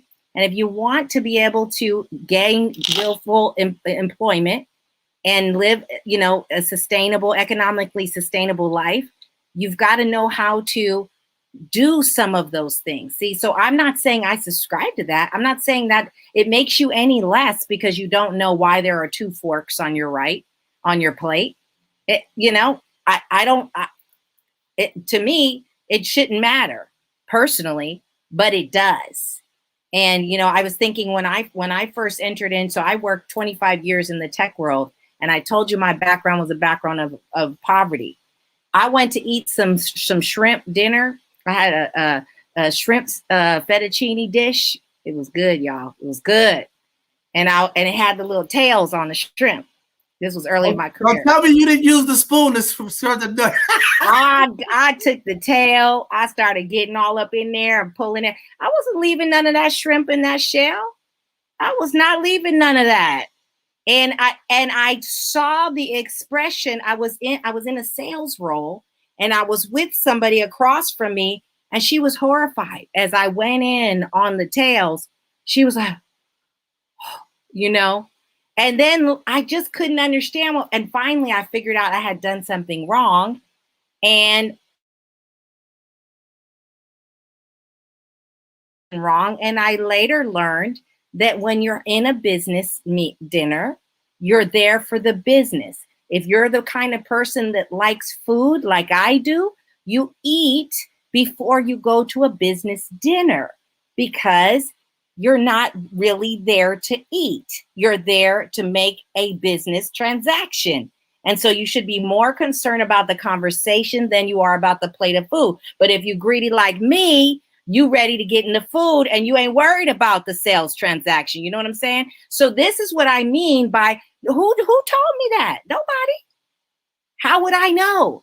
And why would I need to know though? You know why I would need to know? Because the next business meeting that I had where I didn't eat the tail all the way out, I made a sale of a couple $100,000 and I got the commission from that. That was my reward. Until you know why you're doing it, then it just feels like judgment. Yeah, no, I agree with you. I think that is I think that's very important. And I think that's the educational process, really, tapping into our young people and let them know when they're doing different things, why is it important, and that outlook. And, I told Attica when she was on our show, I said, you have to do this etiquette class for adults too. I told her, I can't sit down and have a 7-course meal with you right now. But, I was taught it. I really was. And I told her when she was on the show, I said, you're going to get me hit in the back of my head, because I know my mom, she did a great job of teaching me. But over the years, not utilizing those skills. And I try to teach young people that when we don't utilize our skills, things that was built in that foundation, we lose those skills. But I think it's time that we really take a step back as community and bring some of those skills and different things to our young people, and as well as some of the elders in the community, because you go out to these restaurants and you see people, you be like, oh my God, we are bad. We are just, and that's why we get this knock. You go to other countries and people are like, you Americans are pigs, it's just like, but, it's definitely about the awareness and, educating. And I think you're right. And I know we're getting here close to the ending part here. It's 3:40 and we're going to start wrapping up. I know everybody got to get out of here. It's been a long day. But I really appreciate all of the information that you all provided today. But I think we still have a lot of work. And I think this mental health is very, very important. I think that is the start, and I think a couple of things in our community that's really needed is the mental health, the education and financial literacy, and how do we deal with each other? Because if we don't get this how we deal with each other thing in place, we're headed to some unseen territories in life. I'm looking at the news, what's going on around the Bay Area, and this is what I'm saying, educating our young people. When I grew up, I was taught, you give a seat to a pregnant woman, you give a seat on the bus to a mother, certain things you did in the community and do around elders, and you didn't rob elders. And like now we got this uptick in like robberies of our elders, our women in the community. And I think we got to really have a conversation with this young culture, this young hyphy culture here in the Bay Area and things of that nature, because I'm seeing some stuff and I'm like, we got to educate them. We have to teach them this stuff. So very, very important stuff. But before I go, I know before I end it, I want to give everybody some last words. Vanessa, I know you have to get out of here. You've been so patient with us. And sorry, community, for some of the network dropping and stuff. We got to, that's infrastructure. They're using it to politicize us, to get us to vote and get them to get this. But we do need it. Our young people has been impacted during this past year in the pandemic with Wi-Fi and all that going to school. So definitely the fiber optics in this country needs to be upgraded so that our community can be digitally impacted with equity when it comes to this digital space. But with that being said, I'm going to go ahead, Vanessa, and let you give away some parting words, the final awareness and game that you want to give to our single mothers and families out there who have young teenage kids who might be impacted. Just give them some good words of encouragement, especially, we all on phones, right? And really give them something about watching their kids on these phones and the social media and stuff. But I'll give you that. And then, Lynn, we'll pass it around and then we'll close out today's segment.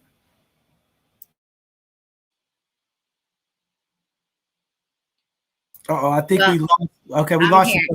Yeah. I heard you. So sorry about that. Yeah, and it's really, I feel so bad. Talking about judging, John. I'm one of those people when people don't have their technology together. I'm going, she need to get some better Wi-Fi. And look at me, I had all the Wi-Fi problems today. See, I got it back. But thank you for your grace, you guys. I really appreciate it. But my final words are just this. If you find yourself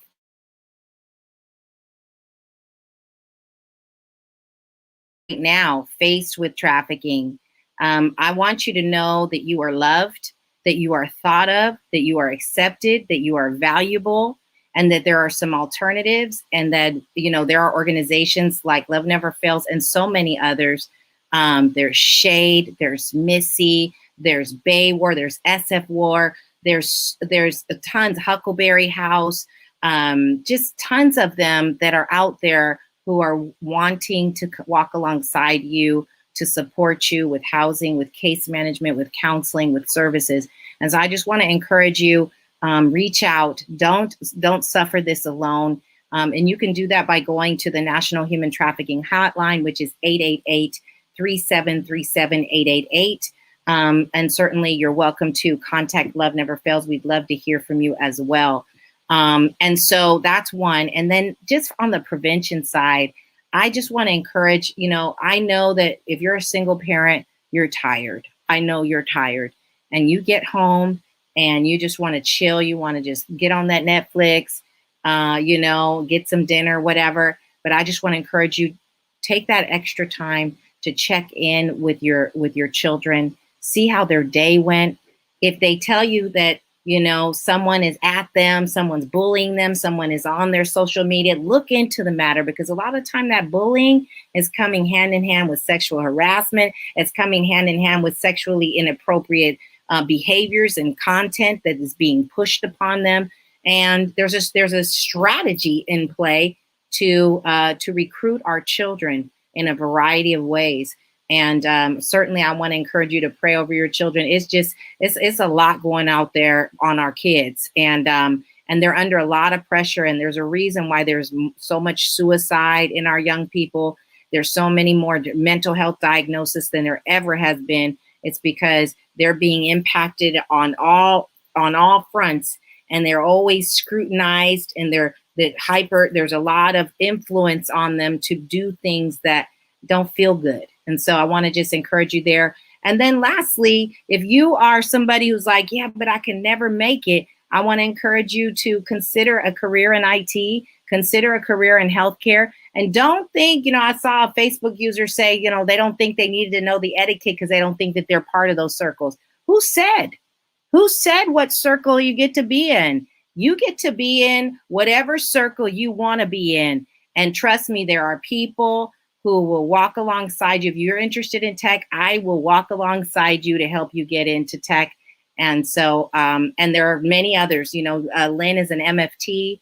You heard her background. She is a marriage and family therapist, and it's possible. Brittany is in health, public health. It is possible. We're in there. You know, John's in communication. We all have our background, and yet here we are serving and doing something hopefully that's helpful to the community. And so, yeah, just want to be of encouragement, because I know the world is so discouraging in so many different ways. But you know what? I'm grateful that people are listening, and just for them to know that they're loved.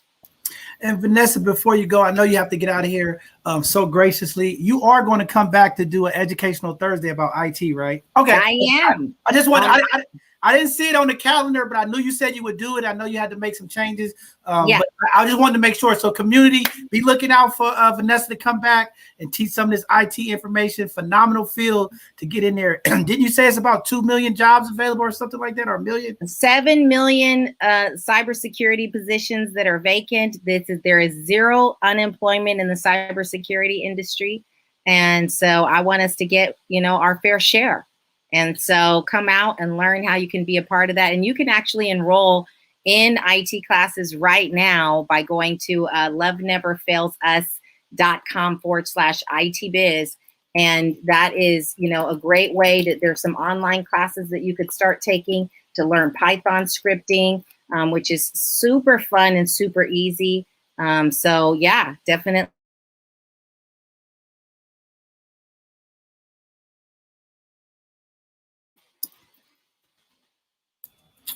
Or you froze up a little bit. I'm gonna put it up on the screen for everyone out there. There you go. IT classes, free, online, self-study. Now, are they all started? Are they always going to be online? They could complete the course all through online, Vanessa?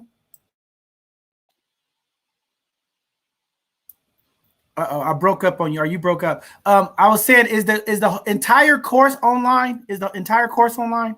The Python course is, but there are other courses that are in person, like instructor led, that are not. So these classes that are listed that are available right now, they are online, and the entire course is there. Okay, cool. Great information. Community, be looking out for it. We're going to give Vanessa back here. I'm sure she's already booked. I just didn't see it, but she will be coming back to give the information, education. You heard what she said, 2 million jobs. They just had it on CNN yesterday. The greatest threat to America since 9/11 right now is cyber attacks. Y'all seen what happened with the petroleum. Y'all seen what happened at the beef market. America right now is dealing with cyber attacks every day. This industry will not be going away. And these are the type of industries that we want to introduce to our community because we're looking for sustainability. We don't want all of our people doing janitorial work and doing these entry-level jobs. We want them to be able to get a piece of this equity. And with those cyber security jobs, there is a phenomenal amount of money that an individual can make. So community, please be looking out. We'll be getting it out there on that date so that you all could come listen to Vanessa as she educates us about the cybersecurity work and how to get into this industry. It's a booming industry, and they need people to help protect us because right now it is happening all across the world right now with cyber. So the fastest country that can protect theirs would be the ones sustaining in the future. But thank you again, Vanessa, for coming on, blessing the community with your information. I hope, community, you enjoyed Vanessa and all the knowledge and wisdom, and I'm sure we'll get her back here in the future to continue up these conversations here about human trafficking and domestic violence. We will not stop those conversations here. We will continue to have them. We will continue to impact our community. So thank you again, Ms. Vanessa, for coming on and blessing the community today. Absolutely. Thank you. Thanks so much, y'all. I'll talk to you soon. Take care. Bye. Thank you. Bye. All right. Being said, Miss Lynn, I want you to go ahead and give your parting words to community today, and thank you for coming. But I want to get you back. I want to connect with you. I'm before we end, Dev, you could wait and hang around because I want to give you my number because we are going to be having a couple of relationship conversations coming up. I've already seen the emails coming across. We have these ladies in the community that want to talk about this relationship, where we at with the modern relations and the modern women, the modern men, the high value men, and all of these conversations regarding relationships. So I want to get you in and bring a good professional background and perspective for those conversations. So I want to definitely get you on for those. I just want to thank you for having me on today, but I want to say this to anybody that's listening that thinks that your story is over. Your story is not over. It hasn't even been written yet.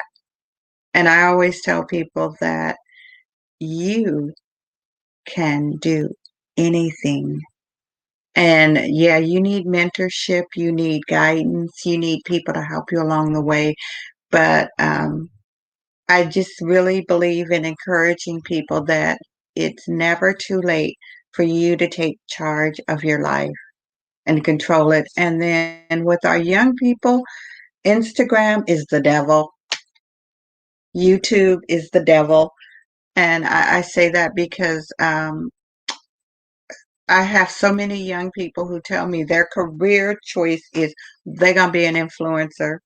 They're going to be this, they're going to be that. And, we really need to, again, work with our young people, let them know that, hey, that's great if that happens.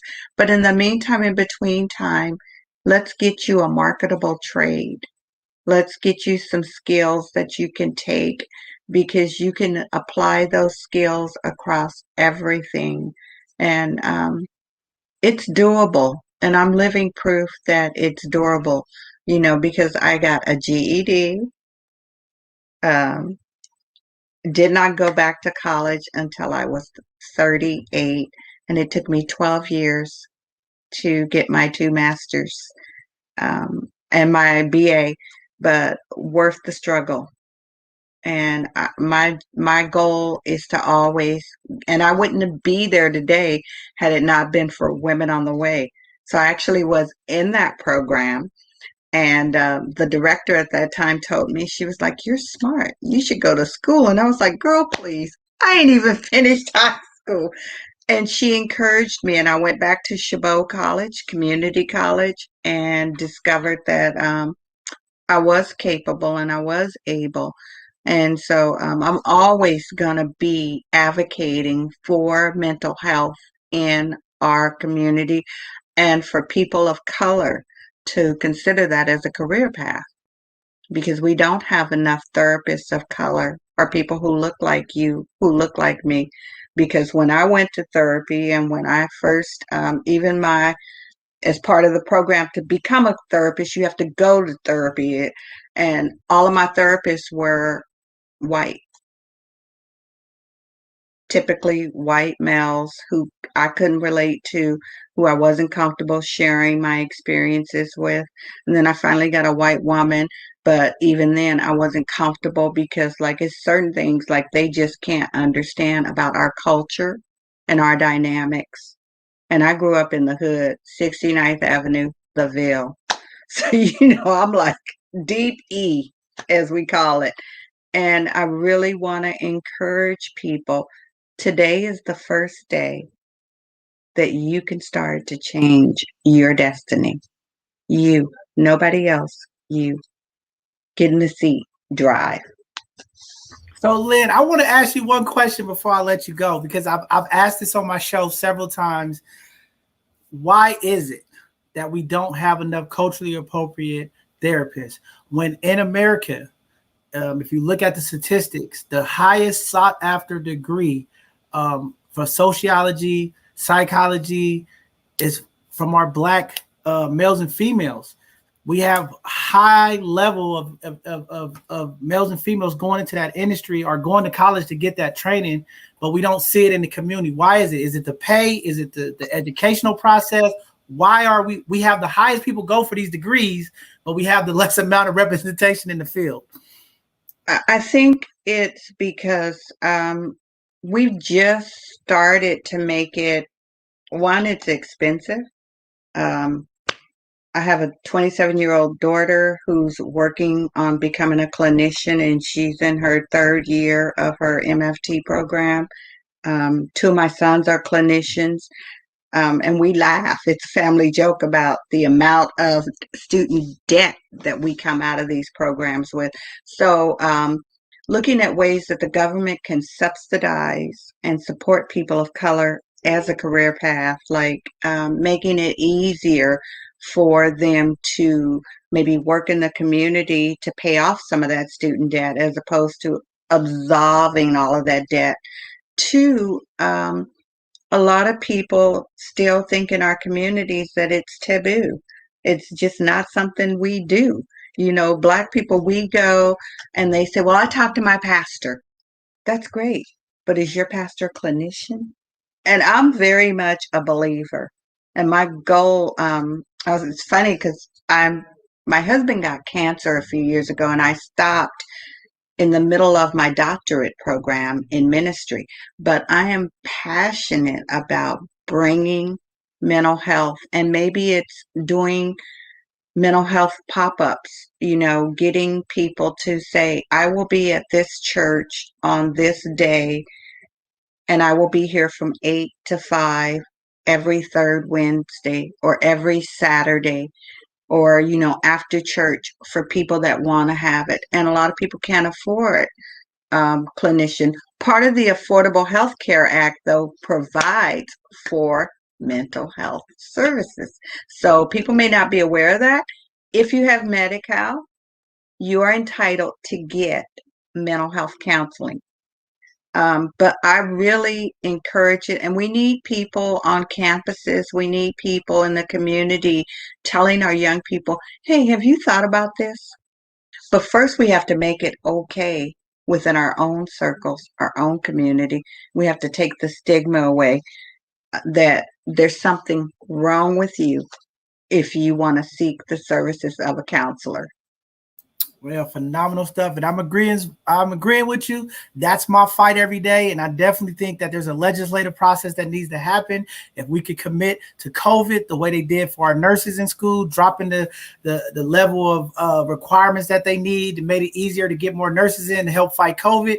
We know in America, mental health is, I believe, me personally, mental health is worse than this pandemic. You know, this is something that our country's been dealing with for 100 years. So we could sign bills to get emergency funds into the community, trillions and trillions of dollars for COVID relief. I think we need to do the same thing for mental health. I agree with you with the pop-ups. We need to mobilize, have mobile, whatever. But one of the problems is we got to empower some of these nonprofits. We got to find out the security feature. A lot of people that are doing the work don't want to go in the community to deal with some of the things that's happening in the community. But we have to change that as well, because a lot of times we have the people, but the services are not getting to the people. And we got to find a way to bring those two together. But I think that mental health, especially in the Black and brown community, is something that's just as bad as the pandemic. And we need to legislatively, whatever we have to do to drop the requirements or help people get in. And like you said, when it comes to that debt, maybe we could lose $20,000 to $40,000 of that debt if you do so much work in the community. Marriage therapists, we need grief counselors. Our young people are dealing with violence right now with this uptick of gun violence. So many things that we deal with in the community. And I think we have to definitely find some strategic ways legislatively to get the community. I'm just tired of all these people saying we need mental health, but there's not enough processes being put in place to really impact mental health in the community. Go ahead, Liv. So I've created a program called Gracefully Broken, like I said, that focuses on mental health from a spiritual Judeo-Christian point of view. I cannot get people to even come online and talk about their mental health on a Zoom because it's so taboo. Nobody wants anybody to think that I'm crazy, or people say, well, I don't want anybody to, I hear this a lot. I don't want anybody to know my business. I don't want, or I'm so ashamed of the things that I've done. One of the things I think that makes me a great clinician is that I am so able to be transparent with people. Look, boo, ain't nothing you could tell me up in here that I ain't already done. All right. So I done been out there. I done sold this boat. I done did it all. There's nothing you can tell me that I'm going to sit up here and go, oh my God. But too often that is the reaction. Like if I'm telling you that I was selling my body and that I was twirling around on the pole, a lot of people are real judgmental. If I tell you that I was using methamphetamine, a lot of people are real judgmental. If I tell you I've been to jail, that I've been homeless, a lot of people are real judgmental. Well, yeah, why did it? But I'm able, and I love that. And I think God allowed me to experience all of those things so that I could be that real person who people say, you're different. I can really talk to you. I don't feel judged by you, because that is true. People do feel very, very judged a lot of times because people don't have the same life experiences.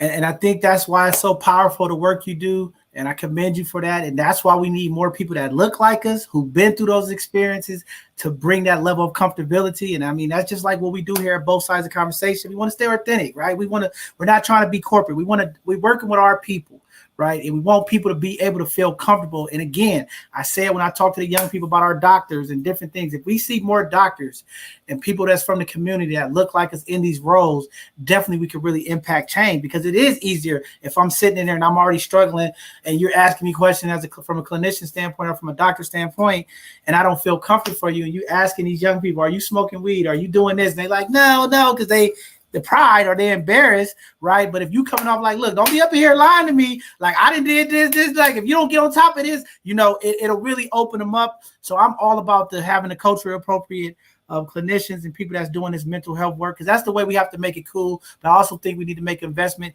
in these campaigns when it comes to entertainment, music, movies. Our kids get a lot through the music and the movies as well. Not having these negative endings of a person who dealing with schizophrenia or something like that, right? How do we make that ending like, hey, this person went through this and they was able to have a positive experience or have made that change, right? We don't have enough of those movies. And then we need people like you and me in the community saying, hey, I go to therapy, I'm seeing a counselor, blah, blah, blah, blah. And it's okay, right? Because it starts within the homes. If the family members are okay with saying that they're getting help, I think that's the faster approach to really making this change. So definitely we need to see more people that look like us and real, right? We got to have the ones that's real. Last thing, I admire Tiffany Haddish. I'm sorry, not Tiffany Haddish. Taraji P. Henson. She's been so, and she's taken a lot of backlash, but I admire her, and that's what we need. We need more people who are in that kind of level to say, look, I'm seeing a mental health therapist, I'm doing this, I'm doing that, and and she's been so transparent about her struggles with mental health. And I think, and I applaud her because that, people could say, well, I don't know if we want to hire her for the next film. She's might not be there, she's a little got this going on and that going on.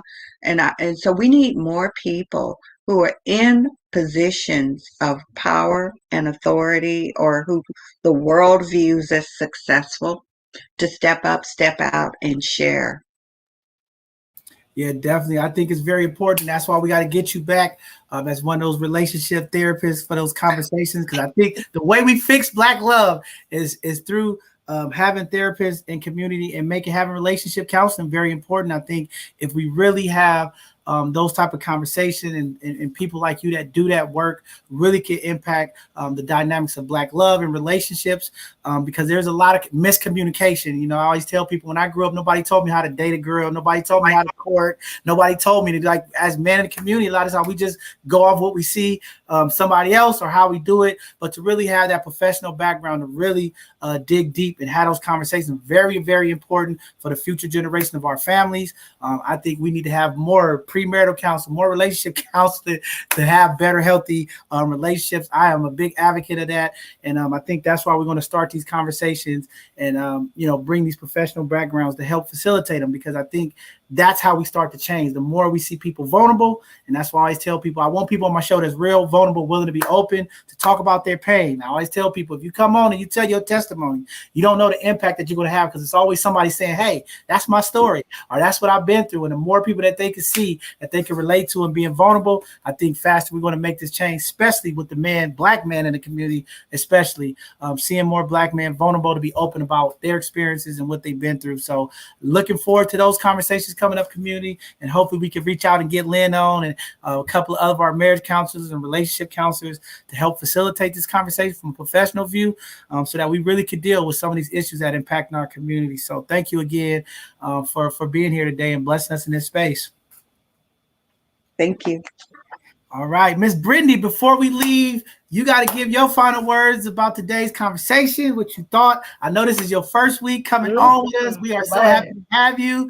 And, there's many more conversations that's going to be coming in the future. So thanks for coming on and having the courage to give it a shot and see how it's going to go and getting your dynamic perspective.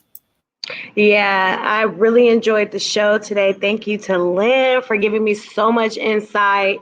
And I'm very grateful for Vanessa that, opened my eyes to a lot of things as well. I think from today, a couple of things that really stood out to me is just the need for the community to step up and really start taking accountability. Well, actually not start, but continue, because we've already been doing a great job. But, we are clearly seeing a lot of gaps. But for our community to continue to step up and take accountability for our youth. And then, just hearing Lynn talking and Vanessa talking today, there's so many determinants that are taking place in our community that's, causing all of these outcomes in the Black community. And with one of the outcomes being victims of sex trafficking or human trafficking. And so I think about, the things that stood out to me the most is the need for more stable housing, mentorship, economic empowerment, workforce development, the need for more self-empowerment and self-awareness programs. And of course, like Lynn was just saying, mental health services. And so when we talk about like ways that we can prevent or ways that we can take accountability, those were the main things that really stood out to me of areas that we all can like step up and really, take control of these situations. And I think that, we step up in these factors that I just listed, it will also address so many other outcomes, because it seems like this is the root cause for so many things that are, impacting the Black community, whether it's sex trafficking, chronic disease, HIV. This is the root cause of it, which is specific to the Bay Area, especially when we're talking about unstable housing. So, once again, just thank you, Lynn, for coming and just opening my eyes to a lot of things. And I look forward to, having you back and talking to you more in the future. Man, phenomenal stuff. Powerful conversation today, community. I hope you all took a lot from this. There was a lot. I know we only have a short amount of time to have these conversations, but to community, look out for our young people, look out for the elders of the community. Pay attention, as you heard Vanessa, Lynn talk about some of the things that happen in human trafficking, as well as domestic violence, different things that it starts with the technology, it starts with communication. Please pay attention. And when people are going through stuff, be that ear, listen, like Lynn said, don't be judgmental. People go through things, give them the support, uplift them. We will continue to do our job here at both sides of the conversation to have these conversations and create the dialogue so that the taboo can be broken down, the stigma conversations can be had, and we're just going to continue to do our part to impact the community. We have phenomenal people like Lynn and Vanessa come on, and Brittany. We start opening up, and that's the hope. Is more as we open up, we begin the healing. We begin looking at things from a different perspective. Sometimes we get so caught in what we do on the day-to-day that we forget that these intricate things are happening in our community that we need to be aware of and be a part of. For all you that missed most of the show today, please go back on our YouTube. It'll be up. You can watch it. I know Lynn said that IG and some of the social media is a devil, or it plays a negative impact in our community. And I have to agree, but there's also positive impact when we have conversations like this, to use this information to spread across the world for people to get this type of information, to educate and empower. That's what we're going to continue to do. We have to utilize these platforms as well on a positive, informative, educational way to connect people as well with resources and information. And I hope we did that today. We had another guest that was supposed to be here. Prayers to her. Hopefully everything is well. And we'll be trying to reach out to her in the future. But we will continue to do our work here to just continue to bless the community, bring the resources to the community, bring the information to the community as we continue to just try to impact and empower our community with intentional education and intentional information, and bringing that awareness that we need so that everybody in our community can feel protected, feel safe, and feel okay to be vulnerable and have those conversations. So with that being said, we look forward to see everybody this Tuesday for another Hidden Gem segment at 7 p.m. where we will continue to uplift our Black and brown businesses and community leaders that are doing phenomenal jobs. People like Lynn and Vanessa, those are the people we're highlighting in our community for doing things to positively impact. That's what that segment's about, because we want our Black and brown business to be patronized by people like us so that we can uplift them, support them economically, because those sometimes are the businesses, are the avenues that'll be able to pay and hire people that look like us so that we don't have to underpay them, or we can have that opportunity for them so that they have that opportunity. And then this Thursday, we're going to have a phenomenal sister come on and do an educational presentation about marketing, how to impact our Black and brown business. As we know, there's a lot of new businesses, a lot of people getting started. And when you're getting started, it's hard to have the money to do advertising and things of that nature. But she'll come on and teach us the tricks and the tools, how you can get your marketing information out to community. And then next Sunday, we'll have another phenomenal Sunday conversation that's definitely needed for our community. So with that being said, we'll see you all. Thanks for tuning in today. What a phenomenal conversation. We want to thank Brittany and Wise Health for coming on today, co-hosting, and we're looking forward to have her continue to come on and co-host and bring her perspective to this platform to help engage our community. I know she's doing a lot in that health industry, and we're hoping to bring some of those health conversations. We talk about sex and different things of that nature to our platform, because those conversations need to happen in our community. We can't let the taboo and the stigma stop us from having these conversations, because those conversations, we can prevent a lot of things that's impacting our community moving forward. So with that being said, thank you all for tuning in. We'll see you all this Tuesday for another Hidden Gem. God bless you all. Be safe. Parents, be aware, be mindful when you're out in the community. Look for those signs that Vanessa and them talked about so that our young women and young men in the community are not being pulled into human trafficking. Thank you very much. We'll talk with you all soon.